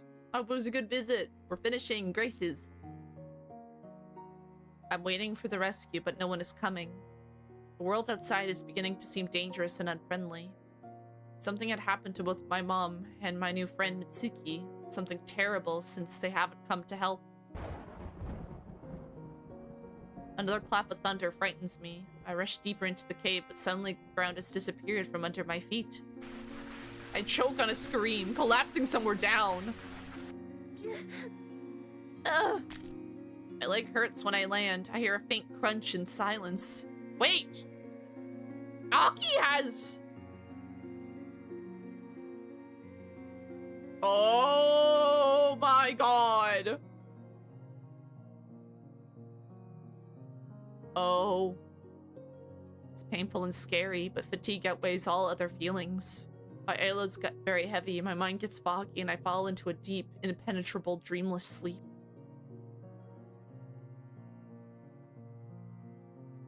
Cold wakes me up. I can't get the blanket over me as I used to, and I struggle to get my eyes open. Huh? Where? Oh. My room has turned into a strange place filled with various junk. Tied bags, boxes, empty bottles are lying everywhere. I I spot several toys and get very excited. But then I quickly remember where I am. I remember that I'm lost, that my mom isn't here, that my new friend hasn't helped. I like it when you aren't sad. You should smile more often. Mom wanted me to smile as well. Strong people don't cry. Strong people try to deal with problems instead of crying. I'm strong. Firstly, I look around but see nothing except a solid wall of earth and a pile of junk. I see. I fell into a pit. So I needed to crawl out and get back to town in the sunlight. People go to work all the time in the morning, which means I will definitely run into someone at the station. Oh, but how? I don't see stairs or a ladder. How come? So no one was getting down into the pit? Oh, did we die here? Strong people aren't afraid. Attempt to climb the earthen walls is unsuccessful. My fingers scrape painfully against the rocks. My leg has the worst of it. As soon as I try to lean on it, sharp pain pierces my body. Strong people don't cry. I take another look around and decide to build a ladder out of trash. Dad is often playing a game where a character drags boxes to get where they need to go. Bags of garbage are practically boxes, no? Except I don't have enough strength. I tried the first bag and can't even move it. I reach for the second. And tear the decrepit poly, flying backwards and falling into the ground. Ow! My leg flares with unbearable pain. Ow! Huh? I rub the bruise and cringe as a wave of fire runs across my skin. However, I notice plastic bins. They're more akin to boxes from the games than garbage bags. I try to get up but immediately collapse back to the ground, asking me at the pain in my leg. How come? A second attempt to get up ends in the same failure. Strong people don't give up. I decide to rest for a while, to let my leg heal faster. I crawl to the earthen wall and rest my back against it. Oh god, I am Concernicus. I haven't done much yet, and I'm already tired. I'm also very hungry and thirsty. My arm hurts. I scratched it when I was getting through the fence. Oh no. I sit and wait. The pain subsides a little, but pierces my whole body like a sharp needle as soon as I try to move. Despair grows in me. I don't know what to do. I try to understand why such a misfortune has happened to me. First, I lost Mom when I was admiring the trees. Why hasn't my mom found me? Did something happen to her too? Why did she disappear too? Is she alright? Then I wander around the town and got lost. I met a girl but ran away without waiting for help, wandering into a cave and fell. What have I done wrong?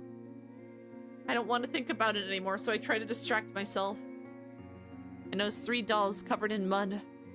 Among the junk, they look silly and ridiculous, but I'm not looking any better myself. Before getting into the pit, they were beautiful and clean, like real princesses. A beautiful picture flashes in my imagination. 3 girls dance among the grass in front of the cave, oblivious to the black hole that seems to suck the light into itself. So beautiful, so Grace. The girl from the playground has said some very pretty word. Graceful? No. Graceful. That's what you're called, Graces. I laugh merrily, pleased with the small victory. So I make 3 new friends. How'd you end up here? Did you fall as well? Let's get out of here together. Being alone is so scary. No worries. Everything will be fine. I try to get up, but this time the pain slams into me almost immediately and I collapse back, deprived of my strength. What should I do? What's the best way? See, I wanted the neighboring boy to smile, so I asked my mom to buy a bear. And I would have given the bear to the boy and he would have been happier. Isn't it good when everyone is smiling like me? I didn't do anything bad, only good. I wanted to help the boy. I wanted what's best. Didn't he ask for your help? Did he ask for your help? No. And you had to decide it's best for yourself? I was wrong, wasn't I? I shouldn't have done what's best. Then Mom wouldn't have tried to distract me and taken me for a walk. Then I wouldn't have gotten lost. should have just stood still. Mom would have found me. Unlucky. I should have waited for that girl in the playground. She would have brought police. Second misfortune. I should have stopped in front of the fence and not touched that thing. Then I wouldn't have fallen into the pit. Third failure. How interesting. There are 3 beautiful dolls too. Apparently it means something. 3 is a special number. Someone will be back when it's 3? I have to do something, yes? But what if I make another mistake? What if I do something wrong and only makes it worse? Intuitively, I pluck a strange flower. In the same instant, a gentle breeze tickles the back of my head. Feels like it's trying to tell me something, to get me to say something. Something very important, intimate. Something I'm dreaming of, something I'm craving more than anything. I wish... No, no! Scary. Let others decide what's best, I'll just wait. I'm waiting for a long time. Because of the confusing flowers, it's unclear whether it's night or day. Feels like Graces and I have been lying in the cave for a week. I don't feel like talking anymore, though I have the feeling that someone invisible is waiting for me to say something specific. Utterly desperate, I try chewing on a strange green flower. Turns out to be way too sweet, but I feel better. The cut on my arm is very itchy, unbearably so. It smells of something bad, something cloying. Oh my god. This is awful. I could try to climb up again, but I stopped myself. With my bad luck, I'd probably break my neck. So all that's left to do is sit around, occasionally eat strange flowers and wait for help. Sit. And wait. Did we actually die in here? My arm itches so badly that I can barely hold back sobs. I don't want to look at the wound. I think there's something moving in it. Ew! Also, thank you for this strip. Oh god, we have maggots in our wound. I think.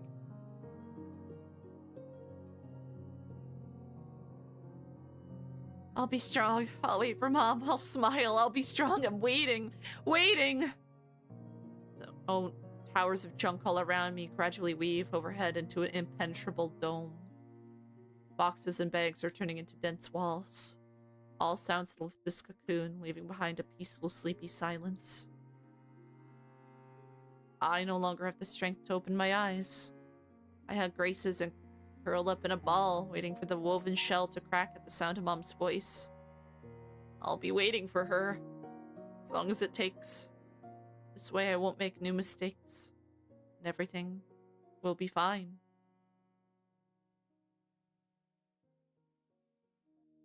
I'm waiting for a very, very long time. The impenetrable silence is cozy, but very lonely. It's good that Graces are always here. Without them, I would have completely dissolved into loneliness. I'm waiting. Mom isn't coming. Someone else comes instead of her. A girl with fiery hair, dressed in a white summer dress. She walks along the edge of the pit, as if not afraid of falling.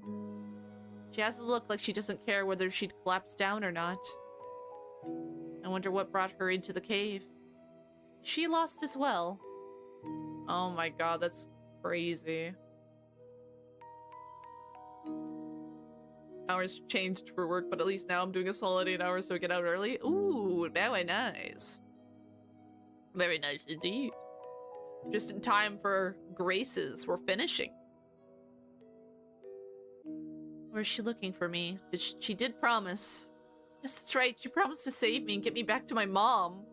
The girl stops and looks at the bottom of the pit. For a second, light flashes in her empty, faded eyes. As she noticed me. The girl presses her hands to her mouth and shakes her head. A tear creeps down her pale, ghost-like cheek. Strong people don't cry, I want to tell her, but for some reason I can't. Oh, we're dead! The girl turns around sharply. The hem of her white dress flashes in the darkness like a white flower and disappears. She is gone. Where? Why didn't she take me with her? Why has she left me alone? The muffled sound of receding footsteps. A white silhouette, brightly outlined in the darkness of the cave, becomes my guide. My whole being, I reach for the frail figure and touch her icy skin. Ever since this moment, the girl named Mitsuki and I have been together. Together we go to school, come home, trying to stay out of her mom's sight. Meet different people. Natsumi, Fuyumi, Haru. So we're a ghost that's attached to her. I watch them occasionally pulling away from Mitsuki and visiting them at their houses. I see a lot. I learn a lot. But soon enough, everything changes. There, the old school filled with apple aroma. Mitsuki's screaming. I'm scared as well. Mitsuki's friend named Haru is weird. And her brother. He seems to look at me. He sees me for the first time. Probably because this place is special. That boy... We don't get a chance to talk. Mitsuki feels bad. She puts on her white summer dress again and stops going to school. She wanders around the town, not looking where she's going. Mitsuki is sad because she is often making mistakes, even though she wants what's best. She regrets fighting with Natsumi. She regrets summoning the evil spirit with Fuyumi. She really regrets going to the old school with Haru back then. Mitsuki no longer resembles a human. She is scaring me. I don't want to see her like this. Strong people should smile. Mitsuki is strong. Why isn't she smiling? Do endless mistakes break even strong people? This thought makes me very sad. I no longer wish to be with Mitsuki, so I break our bond. I am alone. I come back home to Dad. That's why we couldn't talk to our dad. And why he was depressed. Because we're dead. Or a ghost. The world has become dark and drowsy. Scraps of thoughts slowly roll over in my head. Soon I fall into a continuous reverie, as heavy as dreamless as death. I dreamt that I would rest for a while, and then when I opened my eyes, everything would be fine. I'd be going to school with Mitsuki, and then coming back home. Dad would be waiting for me there, and then Mom would return. She'd tell us where she disappeared to. We'd laugh, and we'd go to Tomo for a bear plushie together. How cool would it be to wear our school uniform like Mitsuki and her friends? To text in a chat room. I never had a smartphone, so I've been fantasizing about it for a long time, imagining in the smallest details. It'd be very cute, not to be texting with the entire world. After all, when you connect with someone, you create a bond with them. When you're bonded, you don't feel the devastating loneliness. I would lie on bed, text and chat, and sit next to me would be my best friends, 3 Graces. Best friends. I'd love to be friends with Haru, Natsumi, and Fuyumi. They too are very beautiful and graceful. They too are Graces. Sitting in the room, waiting. Sometimes I go out for a walk to the station where Mom and I started our sad journey. What if another train would bring her back? I'm waiting. And sleeping at the same time.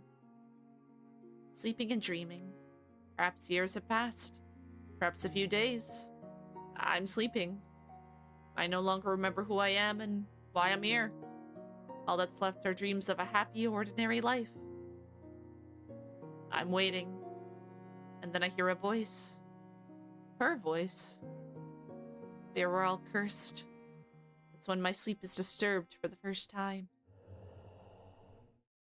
Oh my god. So I kind of called it that Aki was hiding something. But not in the way I thought.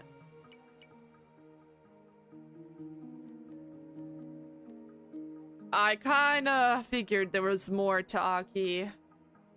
So she was an unreliable narrator. But, like, not in the way I thought. Which is very interesting. There are 3 dolls in front of me. Old, dirty, tattered dresses. And with disheveled hair. They look nothing at all like the Graces I imagined to be my best friends. The images blended together, creating a comfortable illusion. I needed this comfort to forget. Isn't it wonderful when even the smallest detail around you makes sense? When the picture comes together like a jigsaw puzzle. When the world around is simple and clear, everything becomes easy and peaceful. Coincidences become thrilling once you come up with a logical system for them. How comfortable is it in the world limited with 3? How nice it is to know that you won't have to suddenly learn about 4 or 5. But this is wrong. It's wrong to keep yourself in a cocoon of convenience.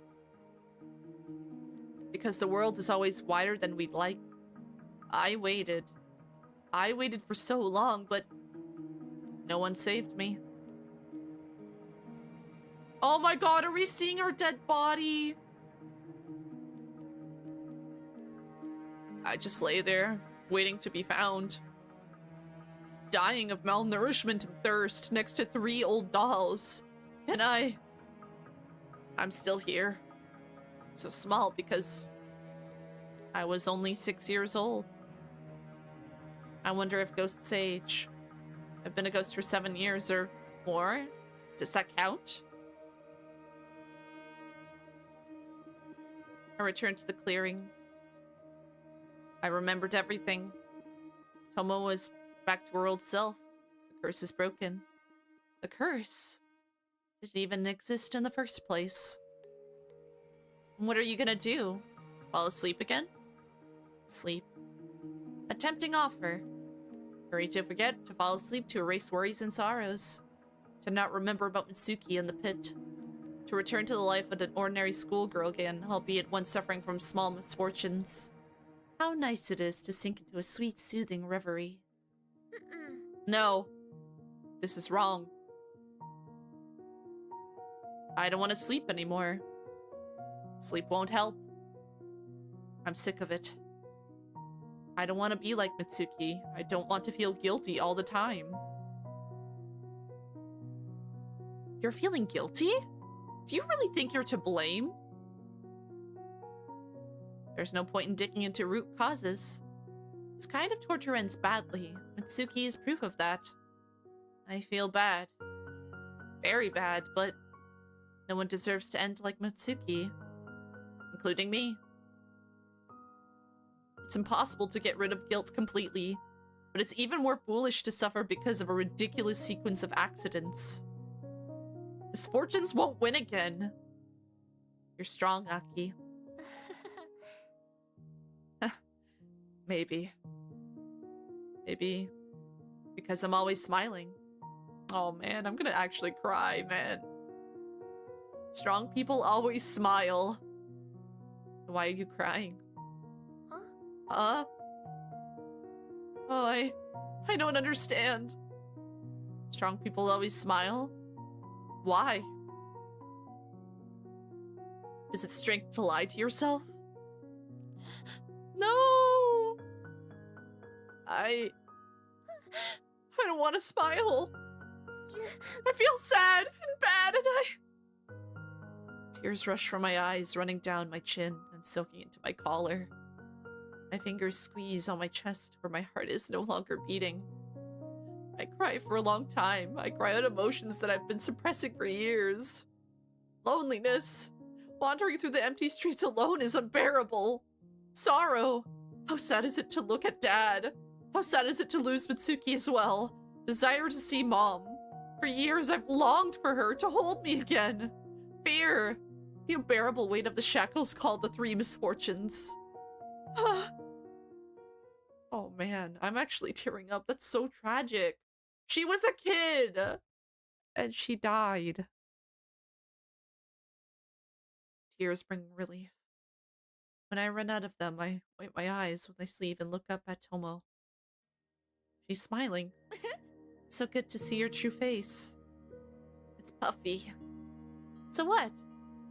We stay silent for some time. The returned memories make my head spin, but I feel like it's not over yet. No, I don't think so either. Tomo plucks one of the Anacurus flowers and waves it carelessly in front of my nose. I want to sneeze. Anacurus is an amazing, mysterious plant. It's hard to believe in the existence of a flower that can grant a wish. There are many incredible things in the world. However, that doesn't mean they're not restricted by rules. Right. Like with rules in the rituals, otherwise the magic won't work. Exactly. You remember, right? You have to pluck a flower and make a wish out loud. Yeah, it's very simple.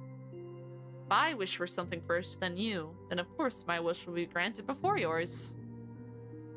I understand. Everything is done in turn to keep things fair. Yes. Very fair, but with one caveat. Anacharis grants wishes. Posthumously. Oh! Posthumous. Wish? Yes. But isn't that... Yes. The very same ritual, but I used it for personal gain. What? I guided you to Mitsuki so that you'd remember your path and realize that you're dead. Who are you? Oh no, yeah, we don't know much about Tomo. Yeah, like, we need more answers. She's the one who did the ritual, so... And she knew we were dead the whole time. What the fuck? Tomo smiles mysteriously and sadly, not wanting to distract herself from what's important. Now you remember. Yeah, but... Oh, I'm dead, so the Anacharis can grant my wish? That's right. Did I wish for something? Oh, right! Of course I didn't. I was too afraid of screwing up again. I plucked a flower and started making a wish out loud, but I stopped myself. I got scared. Mitsuki, on the other hand, had made a wish. Yes, but not the salvation from her curse. Something else, then. Tomo's lips tremble. She wished to never be born.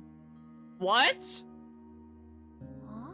Never be born? Like, in the next life? No, she wished for existence in this life to be erased. So the girl named Mitsuki who brought so much suffering to people would never be born. But that's... Had it not been for her, Sora would have been alive, so would Haru's brother. Graces wouldn't have experienced the events that had blackened their souls. Mitsuki... I don't know. For some reason, I think this is wrong.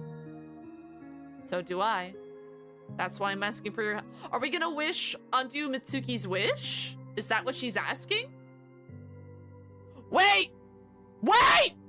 Wait! I just realized something. Look at Tomo. Look at her. Is Tomo Sora? Is she Sora? She has the mole under her eye. Oh, Lord. That'd be crazy. Tomo bows. Her long black hair slips through the dry grass. You had died before Mitsuki, and Anacharis will fulfill your wish before hers. Please wish for Mitsuki's wish not to be granted. Then the course of the events won't change. Yes, someone will die. Someone will learn a life lesson. Tomo straightens up sharply. Her face is contorted with emotion. It hurts me to think her existence will be erased. This is wrong. Wrong! Tomo flushes and stomps her foot in anger, just like a child facing adult injustice.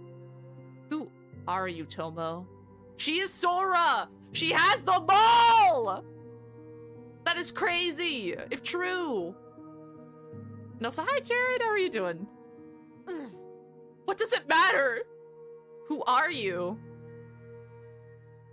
I'm not very bright, but I realize you're not just an ordinary girl who decided to help her friend. Are you familiar with Mitsuki? Who are you? I couldn't have any real friends. Your appearance is a reflection of my own.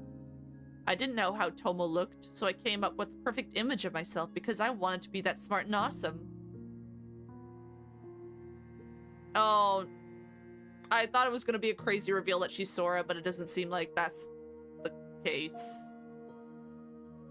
No normal schoolgirl would wear a Hiyori and a festival pinwheel in her hair. A pinwheel. It's Fall Fest today, but I'm not gonna be there. My mom doesn't let me. She never lets me do anything. So that is Sora, yeah! We were talking to Sora as a kid. But she brought me a pinwheel. Do you still want it? I'll gift it to you. You don't? It's cool. What's her name? It's, Aki. Good, Aki, and I'm Mitsuki. Mitsuki Sora. Let's be friends? You Tomo hesitates a bit, nervously tugging a strand of her hair, then exhales in resignation. So she is Sora. Alright, it's not like I was hiding it on purpose. Oh. Yo! Hello, Raiders! My name is Wishipow. I'm a monster VTuber. I play variety games, mainly horror games. Today we're playing Grace's Posthumous Wish. We're actually literally just finishing it right now. It is crazy.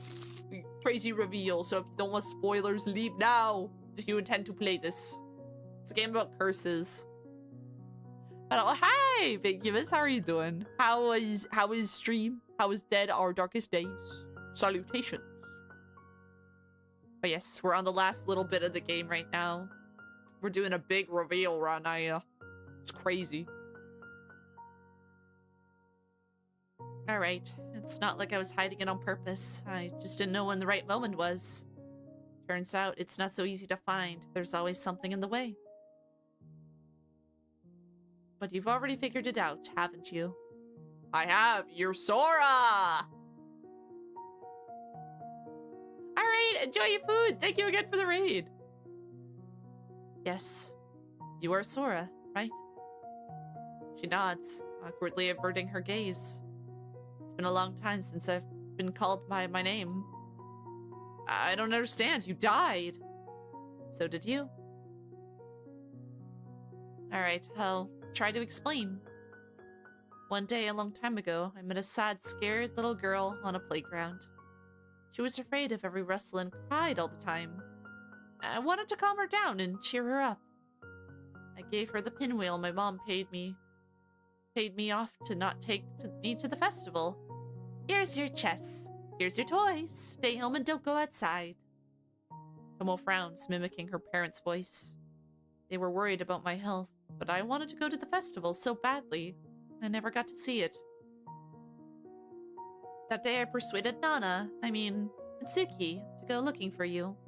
Deep inside I was hoping that the police had already found you and took you to your mom. But out of resentment and stubbornness, I dragged Nana first to the playground and then to wander around. My legs led me to the clearing with Anakurus. I doubt the flowers wanted to help, or they would have pointed me to the cave. I plucked the flower and took it with me, and that home I made a wish out loud. What did you wish for? Tomo smiled sadly again, and I see that she's ashamed and embarrassed. To find you. Aww! You were lying in a stupid pit very close by, but it never occurred to me to look in the cave. There were warning signs. You were kids. Alas, one way or another, the wish was announced, and you were still weren't found. I decided that Anakurus was just a strange flower, and its magical powers were just a rumor. Back then, I didn't know that wishes are granted posthumously. Then my illness intensified, and you know what happened. After this, Anakurus fulfilled my wish. I found you, but you didn't hear me. You were sleeping. Day by day. Season after season. You were sleeping and dreaming. For months, for years. Yes, Tomo was right. First I clung to Mitsuki and managed to get out of the cave. Out of curiosity, I watched the lives of Natsumi, Haru, and Fuyumi. Perhaps those memories in the black boxes didn't belong to Mitsuki only. Perhaps my memories and hers got jumbled together, patching the holes with speculation as assumptions. Everything is possible when you can't tell fiction from reality. All my life was just a fantasy. I never went to school. I never studied with Mitsuki. I never had a cell phone. I never texted with anyone. I was sleeping and dreaming of becoming an ordinary schoolgirl. That's why Dad never talked to me. He simply didn't see me. And all those oddities. I'm starting to remember. Because in truth, Mom returned. She returned and committed... Oh my god! That's why the legs were randomly in the mirror. Oh my god, that is awful. She had been looking for me for a long, long time, driving herself crazy. But she hadn't found me. Dad had a hard time going through the loss. Oh, and that's why the mirror was broken. One day I came into my room and punched the mirror in frustration. I didn't want to see this. I refused to believe it. And so I came up with a reverie. A reverie about misfortunes. A fantasy about a disease that keeps me from going to real school with real people. After all, I found myself in a place I'd never been before. The reverie would have started cracking more and more. But it was cracking regardless. The picture of a perfect life was crumbling, turning a peaceful dream into nightmares. There was no curse. My subconscious tried to shatter the false illusion by throwing up very scary situations. And just not my subconscious, I constantly felt Anacharis nearby. I longed for my awakening as well. It wanted me to make a wish. But instead of waking up, I preferred to fall asleep again. I was giving up, sinking into oblivion, then waking up and daydreaming about life back home once again. The cycle started all over again. Same actions, same events, same fears. How many times have I given up and hid among the lulling thicket of Anacharis? How many times have I destroyed myself, leaving a piece of me among the Anacharis to start anew? Many times. Many, many times. You were living in a made-up fantasy of a school life. Days went by, and you were dreaming about friends, a cell phone, and a Totomo Bear's plushie. All this time, I've been trying to get through to you. The first impetuous of your awakening was meeting Mitsuki at the station. For the first time, something unusual, unpleasant, and connected to the past had broken into your measured dreams. That's when I was able to finally reach you for the first time, albeit through a phone app. Of course, you had immediately made up a story about us being pen pals, otherwise the fantasy could have gone away. All my attempts to tell you the truth were ignored. You didn't accept what you didn't want to know. It was only here, in the clearing with Anacharis, that you got so desperate because of misfortunes, and finally heard my voice. Aki, can you hear me? I can hear you, sorry! So glad, I was afraid you wouldn't hear me. Now I understand. That's when I decided to use the Posthumous wish ritual. I was hoping that Mitsuki's memories would awaken your own, and then by embracing that memory, you would be able to face the truth. I'm sorry, I've been so stubborn for so long. Not everyone would easily accept the thought of their death. I wanted to see Nana's memories as well. I wanted to know what she's been through. But she rejected me. She was always rejecting me, shutting me out, not allowing me to observe her fate. Mitsuki probably didn't want to show her favorite little sister how horrible her life had turned out. She didn't want Sora to be worried about her. Sora was worried, and now, standing in front of me, her eyes filling with tears. I don't care. Let her not want to see me. Let her keep me out of her soul. Let her make mistakes and stumble. I still love my older sister, you know? I love my sister to whom I was someone special. Who doted on me, played with me, fulfilled my every whim. Who desperate, constant bad luck tried to fight and start over. She stumbled but found the strength to get up even though no one in the world was there to support her. I love her in spite of her flaws. How I long to hug her, to comfort her, to scold her for her follies, to praise her for her successes. But I'll never be able to. No one will. Mitsuki was Aki. She existed. She evoked different feelings with emotions in people. Sometimes negative, but positive too, no? She was so wrapped up in guilt that she didn't notice that she might have helped someone. There are circles coming from any person, like water. These circles touch others and change them a little. If Mitsuki had changed someone for the better, is it okay to destroy the fruits of her labors? Is it right to erase the existence of my beloved older sister? She's choking on sobs. I stay silent, not knowing what to say. I understand Sora's feelings. It's very sad to realize that someone dear to you is so unhappy that they want to erase themselves from the canvas of existence. It hurts to lose someone, but there are always memories of them. Warm memories of laughter, hugs, conversations, some sweet little things finding an indispensable place in your heart. That's why people put altars in houses. That's why they go to cemetery every year. Your loved one is no longer around, but they're forever in your heart. Oh my god. This is tragic.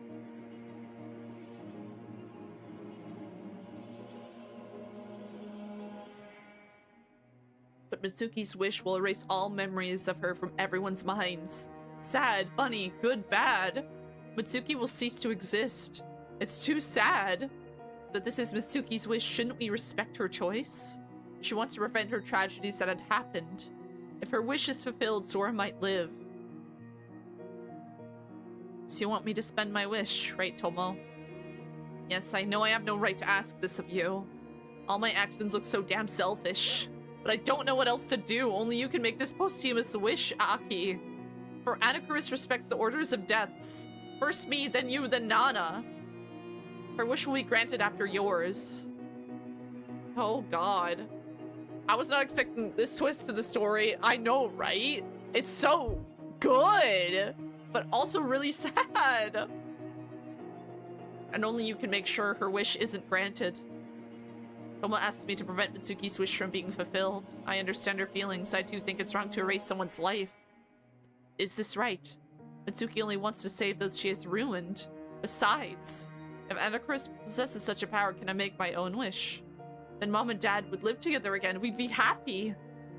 But I can only make one wish. Tomo, you're asking me for the scariest thing in the world.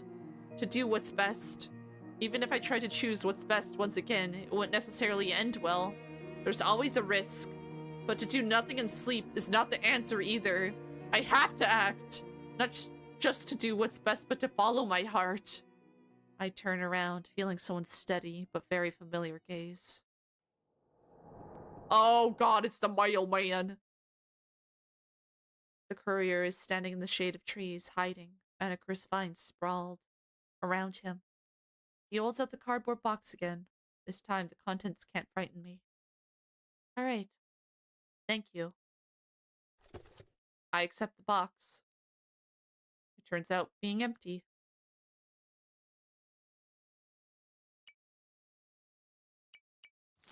And this is where the 4 endings are.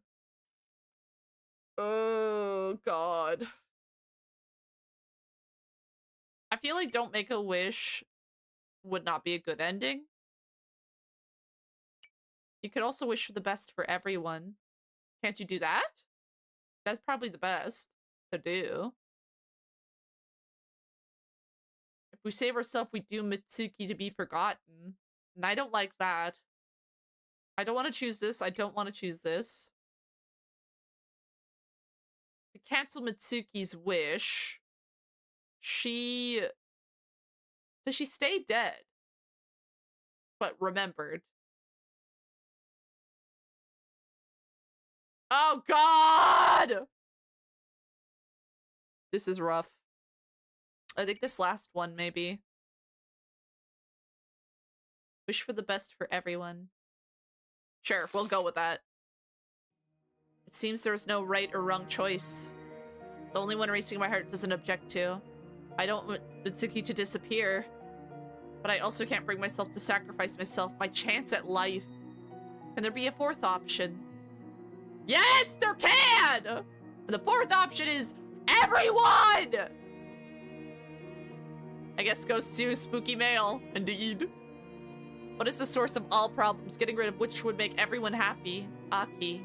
Hold on, I'm thinking. Never before I've been so deep in thought. Mitsuki was unlucky to do a series of coincidences. Because of me and Sora demand to go outside even though she isn't feeling well. Sora dies. Mitsuki meets Natsumi, who reminds her of Sora. Mitsuki doesn't know how to properly help Natsumi and creates the first grace. No one helps Mitsuki. No one explains things to her. No one takes the burden of guilt for Sora's death from her shoulders. Yes, the answer is lurking somewhere there. It all started with me. I shouldn't have gone to the fall festival with Mom back then. Sora and I have to be as far away from each other as possible as that day. Then Sora would survive. Mitsuki wouldn't get her curse, wouldn't die, and wouldn't make the dreadful wish that at the Anacharis. Here it is, the choice I need. I will fix everything. What do you mean? It's hard to explain, but everything will be alright. Tomo's expression darkens. She's probably suspecting something. Sounds like a... What? Something bad. I hurriedly waved my hands. No, don't worry, no wangs. Mitsuki will live, and so will you and I. You don't believe me? I do, but it sounds too good to be true. I'll try to make best to make everyone happy. Tomo only shakes her head sadly. Apparently her intuition is telling her something, but I'm not gonna change my mind. We have to believe in ourselves. It can't get any worse anyway. Anacharis, please. Make the best for everyone. Make it so that Sora and I are as far away from each other as possible. That I don't go to the festival that day, please. Perhaps I've expressed it too vaguely, but you understand what I want, right? Right, Anacharis? The flower rustles, answering the call. I take a deep breath and look at Tomo again. Her face resembles an impassive wooden mask. No, everything will be alright. Okay. Tomo sighs and smiles. Everything that happens is for the better, huh? Something like that. Tomo walks past me, casting a fleeting judgmental glance at the Anacharis. Suddenly she seems distant and sad. Ah! I'm sure you made the best wish. Let's play chess together once everything's over. Sure. You'll explain this swang of yours. Swang. Yeah, sure. I can't wait. Here you go. Thank you for being my friend. Thank you for agreeing to help Mitsuki. Thank you. I'm glad I've met you so very much. You're my bestest friend. I don't regret meeting you for a second. You're wonderful, Aki. I'm sure you'll save a lot of people. Tomo, you're gonna save Nana and many others. Thank you. I will, I promise. Tomo is saying something else, but I can no longer hear her. The rustle of Anacharis fills my ears. My nose aches from stifling, cloying scent. The world shuts down like a dead cell phone. Darkness comes. Darkness filled with hope. Oh god, what did I do? Oh god, please let it be good.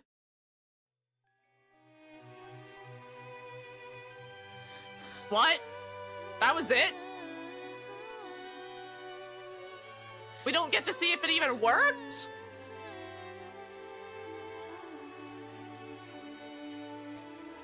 Did it work?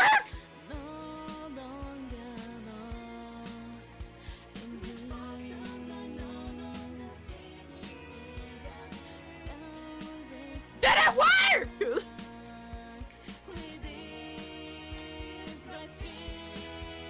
Oh god. I think it's left to interpretation if it worked or not.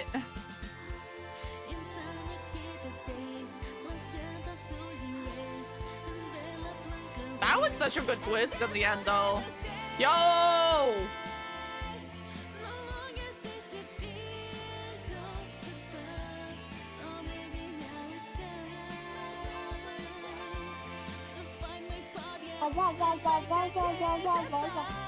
Yeah! I wonder if there's after credits. If we see if it works or not. Yeah!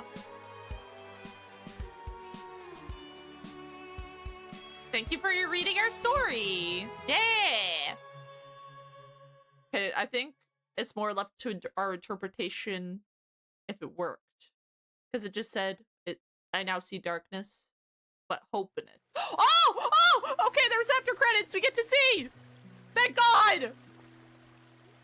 The light falls on the ground through the thinning fall foliage. Despite the bright sun, the weather is cold.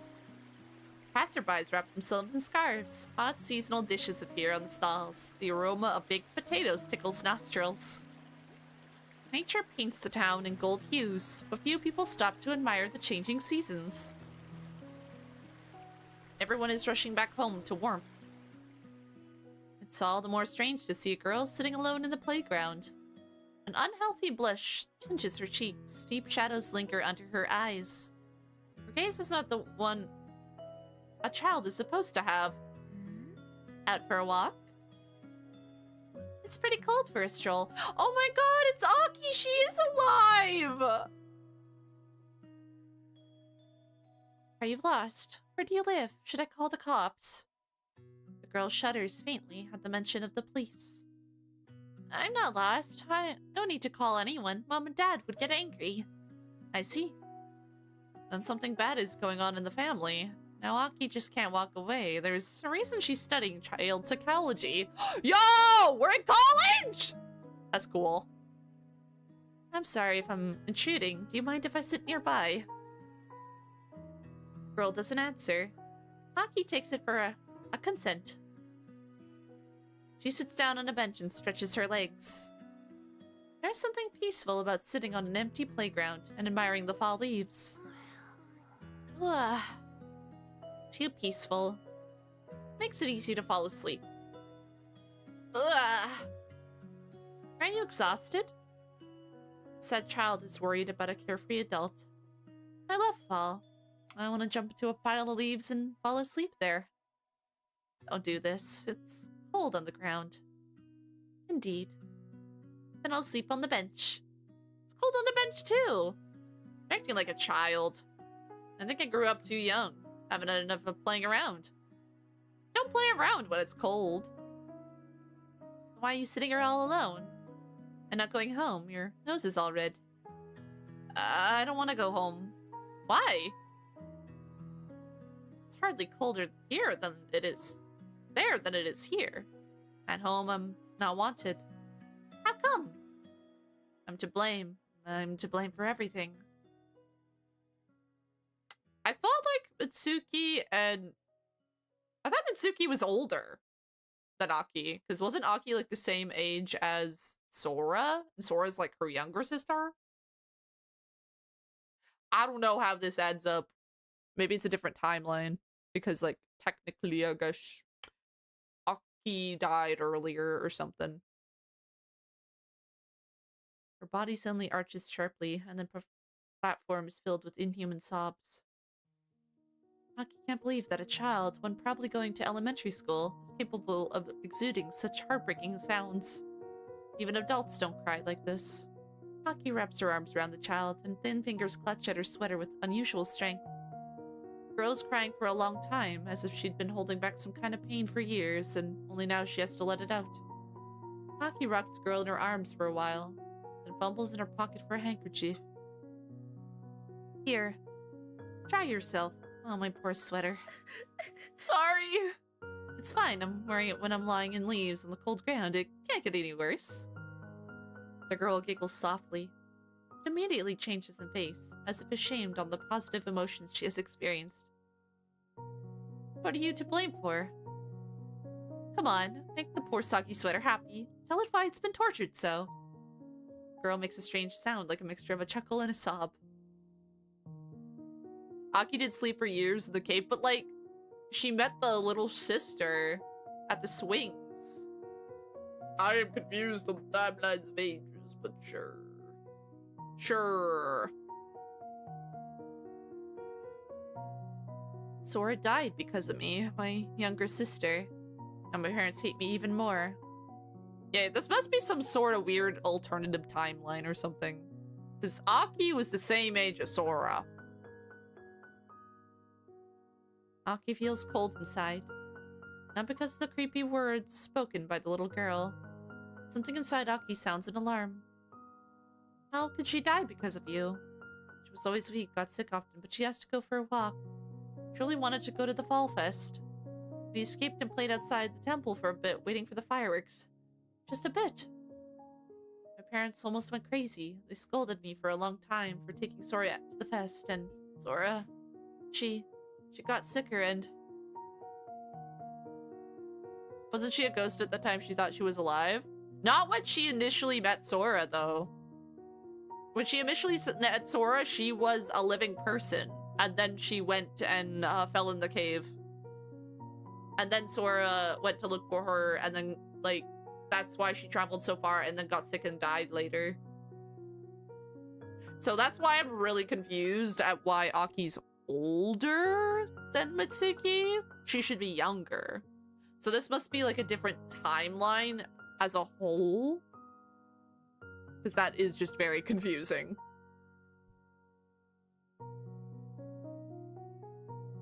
I see. No need to continue. An evening walk had sapped the child's already poor health. Tragic. I don't think it was your fault. The girl raises her head and looks at Aki with unexpected fury. There's still a spark of strong emotions in her. It was! It shouldn't have gone to the fest! I should have said no to Sora! She died because of my weakness. I could never refuse her. And what were your parents doing? Huh? Aren't your parents supposed to keep an eye on a sick child? Why weren't they looking after you too? Your child as well. Yeah, I see what you mean. New timeline makes sense. Yeah, because, like, Aki should not be older than Mitsuki. She should be younger than her.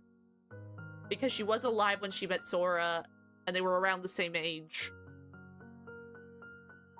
Oh, well. I mean, still, it's interesting. Me? Of course, your parents hadn't looked after you both, and they're blaming you? That doesn't seem right. I'm the cause of all misfortunes. Don't scold Mom and Dad. They're always watching and worrying about us.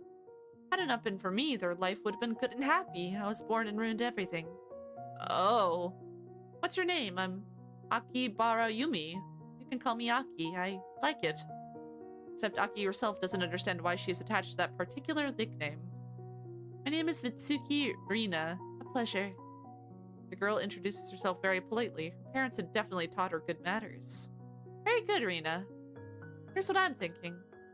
There is no single cause for all misfortunes. There are many, many coincidences that happen this way and not the other. Searching for the root cause is pointless. But You've made a mistake, yes. No arguments there. But would Sora want you to sit alone in the playground and suffer? Oh, wait. I think I understand why she's older here. Because her wish. Her wish was to be as far away from Sora that day as possible. And not to go to the Fall Fest and all that. And what way to make her as far away as possible as, like, to age her up, I guess. If she wasn't the same age, she wouldn't have, like, you know, went to the park and stuff. So maybe that's what it was? Maybe it was a result of the wish like that? And it interpreted it that way? Because maybe Aki came to life again, like started living again at the age she was in ghost form? Potentially? That's kind of what I'm suggesting. Because that would make sense. Because if she was like that age and stuff, she wouldn't have like met up with Sora. Really? Right? I don't know. That doesn't make sense to me. Probably not. Accusations will only upset Sora, not bring her back to life. That's what I think. The girl hesitates and nervously rubs the edges of her sleeve. But what should I do then? Mom and Dad hate me. And you? Do you hate them? No, I don't, but I want them to love me as much as they loved Sora. Alas, it's not possible now. Indeed, scary, complex situation. Aki doesn't know how to talk to kids properly yet, so she improves. She doesn't know if her words will help the poor girl, but saying nothing would be much more sad. Sora passed on still. Well, she was sickly. She was very sick as a kid, so sadly, that does make sense. Tell them about it. Tell them what you're feeling. How? Have you ever told your mom and dad that you feel sad and hurt? No, why? So that's how it is. It'd be good for them to hear. The girl tilts her head to the side in incomprehension. Anyone can make a mistake. I've done a lot of foolish stuff myself. But I like fall. I like baked yams. I like talking with you, Reina. Why don't we have some yams together later? The abrupt change of topic throws the girl off balance, but she nods in agreement. And so, Akibara Yume has become friends with Mitsuki Reina. At first, they are crossing paths at the playground and chat. Reina talks about her parents, Sora, and her childhood. Aki listens and tries to support. It amazes her to the core how such a young child can be bogged down in an abyss of self-torture and guilt. She's barely started living, yet she already blames herself for almost every misfortune in the world. It seems that the girl feels better when she simply speaks out what she's been holding inside her heart for so long. There's no one for her to share her thoughts with. Not her parents, before whom she feels guilty. Not her little sister, for whom she wanted to be a role model. Accumulated fears, doubts, and guilt fester inside Mitsuki Reina, unable to find a way out. Aki is making Reina speak out. After some time, Aki meets the girl's parents. They talk and even manage to find common ground. An outsider makes Reina's parents open their eyes and remember that they still have the other child. Not everything is going smoothly, but deep inside, Aki feels that such changes are necessary. Slowly, the life of Mitsuki Reina is becoming different. Aki doesn't know where such thoughts are coming from. It's enough for her to see that the girl has started smiling genuinely. Something new is being born. Good or bad? Unknown for now. But Aki wants to believe that she would never again hear the sobs of a 9-year-old girl sitting alone on a bench. Aww. Aki! Aki closes the window and turns around at the voice. There you are! 12-year-old Mitsuki Reina freezes at the threshold of a classroom and a satisfied smile shines on her tanned face. We've been searching all over for you. Sorry, I got delayed. Aki had been working as a school counselor for a few months now and has become very popular. The kids would often seek her out during breaks and ask her for advice. Aki feels warm inside every time she manages to help her calm down the students. It's just like you. Sorry. But I'm here on business. I'd like you to meet someone. Reina tugs on someone's arm, pulling them from the hallway into the classroom. Oh! Natsukawa Midori, my classmate. A girl tall for her age is standing before Aki. Her thin legs are trembling and buckling. Her huge eyes staring at the floor. A fawn at the slaughter, no less. A pleasure to meet you. Come on, no need to be so afraid. Did something happen? Squirrel Girl twitches as if the innocent question had slapped her in the face. Reina sighs heavily. Yesterday I accidentally saw Natsumi steal a hair clip from the store. Now I don't know what to do. Okay, so this version she doesn't bully her, which is very interesting. Natsukawa squirms and stubbornly keeps staring at the toes of her slippers. Aki mentally says, ooh, good thing Reina has come for her to help. Let's talk in my office. And don't peer so much, Natsu. No one's gonna beat you. Reina raises an eyebrow in bewilderment. Natsukawa yelps quietly. They talk. Aki loads the schoolgirl with questions. The latter gradually finds the strength to explain why she had committed the theft. The impulsive act was caused by a desire to assert herself and impress her friends. The girl clearly has self-esteem issues. Let's go apologize to the salesperson. Okay. We'll make amends together. Huh? What? Why? You don't have to. I should have reported the theft immediately. Since I didn't, I'm an accomplice. It'll be less embarrassing together. Natsukawa stares at Reina with round eyes. Looks like there won't be a problem. Oh my god! Are we gonna see all the girls? This is a crazy ending. So, yeah, it must be the wish why she's older. Because it's like, I want to be as far away from Sora as possible. I want to be no possibility of us meeting. Well, she was in college when Sora passed. Or went to the festival, it seems. So that makes sense.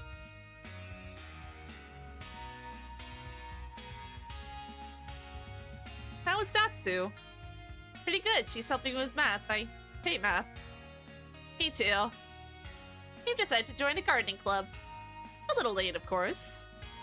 It's never too late to start doing something good. I'd like to grow a flower for you. What would you prefer? A flower?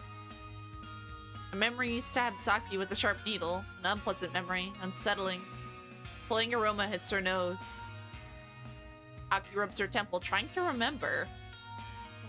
Is something wrong? Are you not feeling well? No, it's just... The memory slips away, taking the suffocating sweetness with it. No lilies, and nothing of triangular shape. She doesn't want the Anokuras. Daisies then? Chrysanthemums? No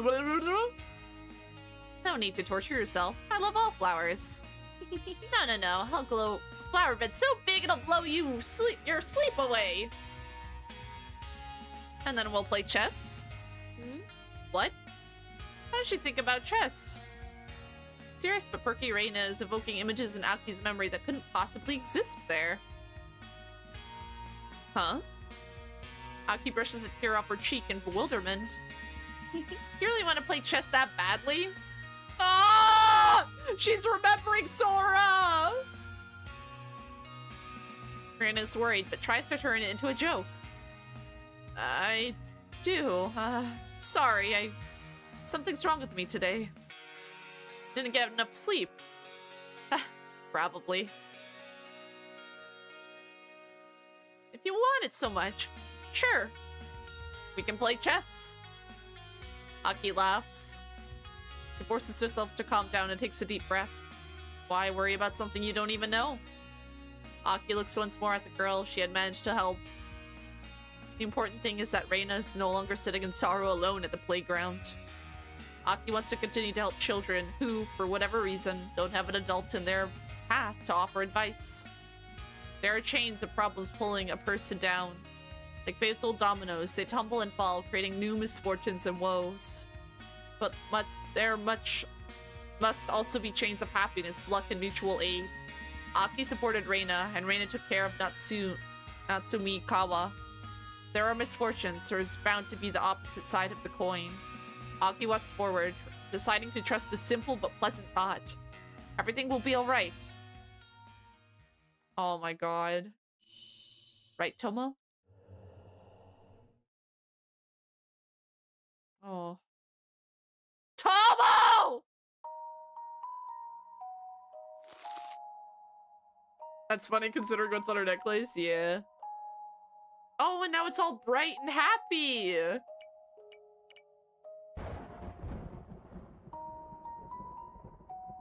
Now it's all colorful and nice and we're happy! That was a good ending. I'm kind of curious about the other three. But with the other three, I feel like that's the only one that would be happy.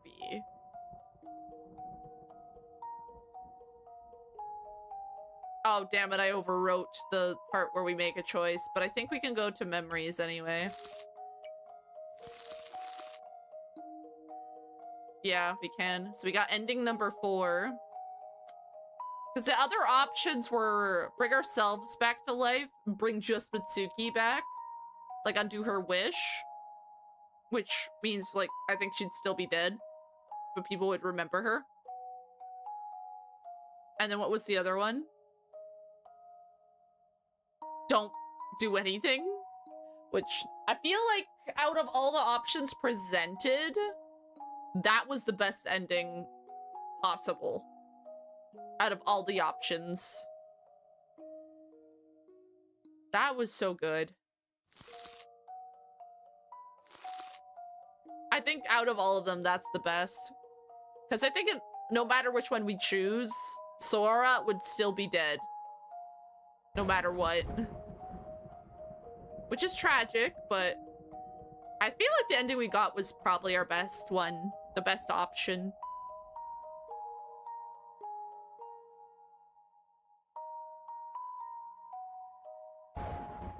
Because, yeah, one's doing nothing, one was just undoing Mitsuki's wish, and then one was just bringing ourselves back. Which, I feel like bringing ourselves back would be fine.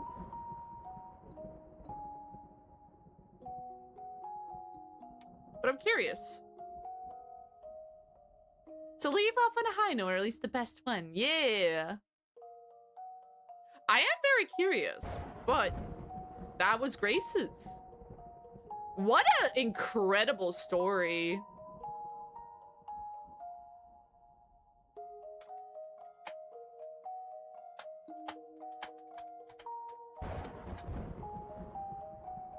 Wow, wow. Wow, wow, wow, wow. But anyways, I'm gonna switch to my just chatting screen. close the game. Oh my god. That was quite the experience. I hope you guys really enjoyed watching me play it. That was such a good visual novel. I'm so happy we got to finish it today. I'm so happy! It was such a good game. I was invested the whole way through in the story. The art was gorgeous. It was really well written. I hope you all enjoyed yourself, eyeballers. That twist was crazy. That twist was insane, but really well done. But it does make sense. It does piece some things that we noticed in the start together. Like the random legs in the mirror, the crack at the mirror, like a lot of stuff. Why we never spoke to the dad. Remember what happens to cats. Indeed. Indeed. But I am really excited for our next visual novel for Visual Novel Mondays. It seems like it's going to be a very good one. I really want to play it. I'm so excited. Wah, wah, wah, wah, wah. But I am very curious. I am very curious about the other endings. But I feel like out of all the options, that was the best one. Because it's very much of like, fuck the threes. There's more options. It's not all about threes. So I feel like any of the other 3 options were bad. Well, not bad, but you know what I mean. That's kind of how I feel about it. Wow, wow, wow. C indeed. Anyways, I'm gonna go find somebody to read into. Thank you all so much for joining for this wonderful journey. Cats remember cats! Indeed. I remember curiosity kills. Alright, let's see. Oh, does not look like I have anyone to raid on the vtubers. And I guess let's see who may I raid into on the Twitch. Wow. Ooh, let's raid Razzie. Razzie's playing DBD.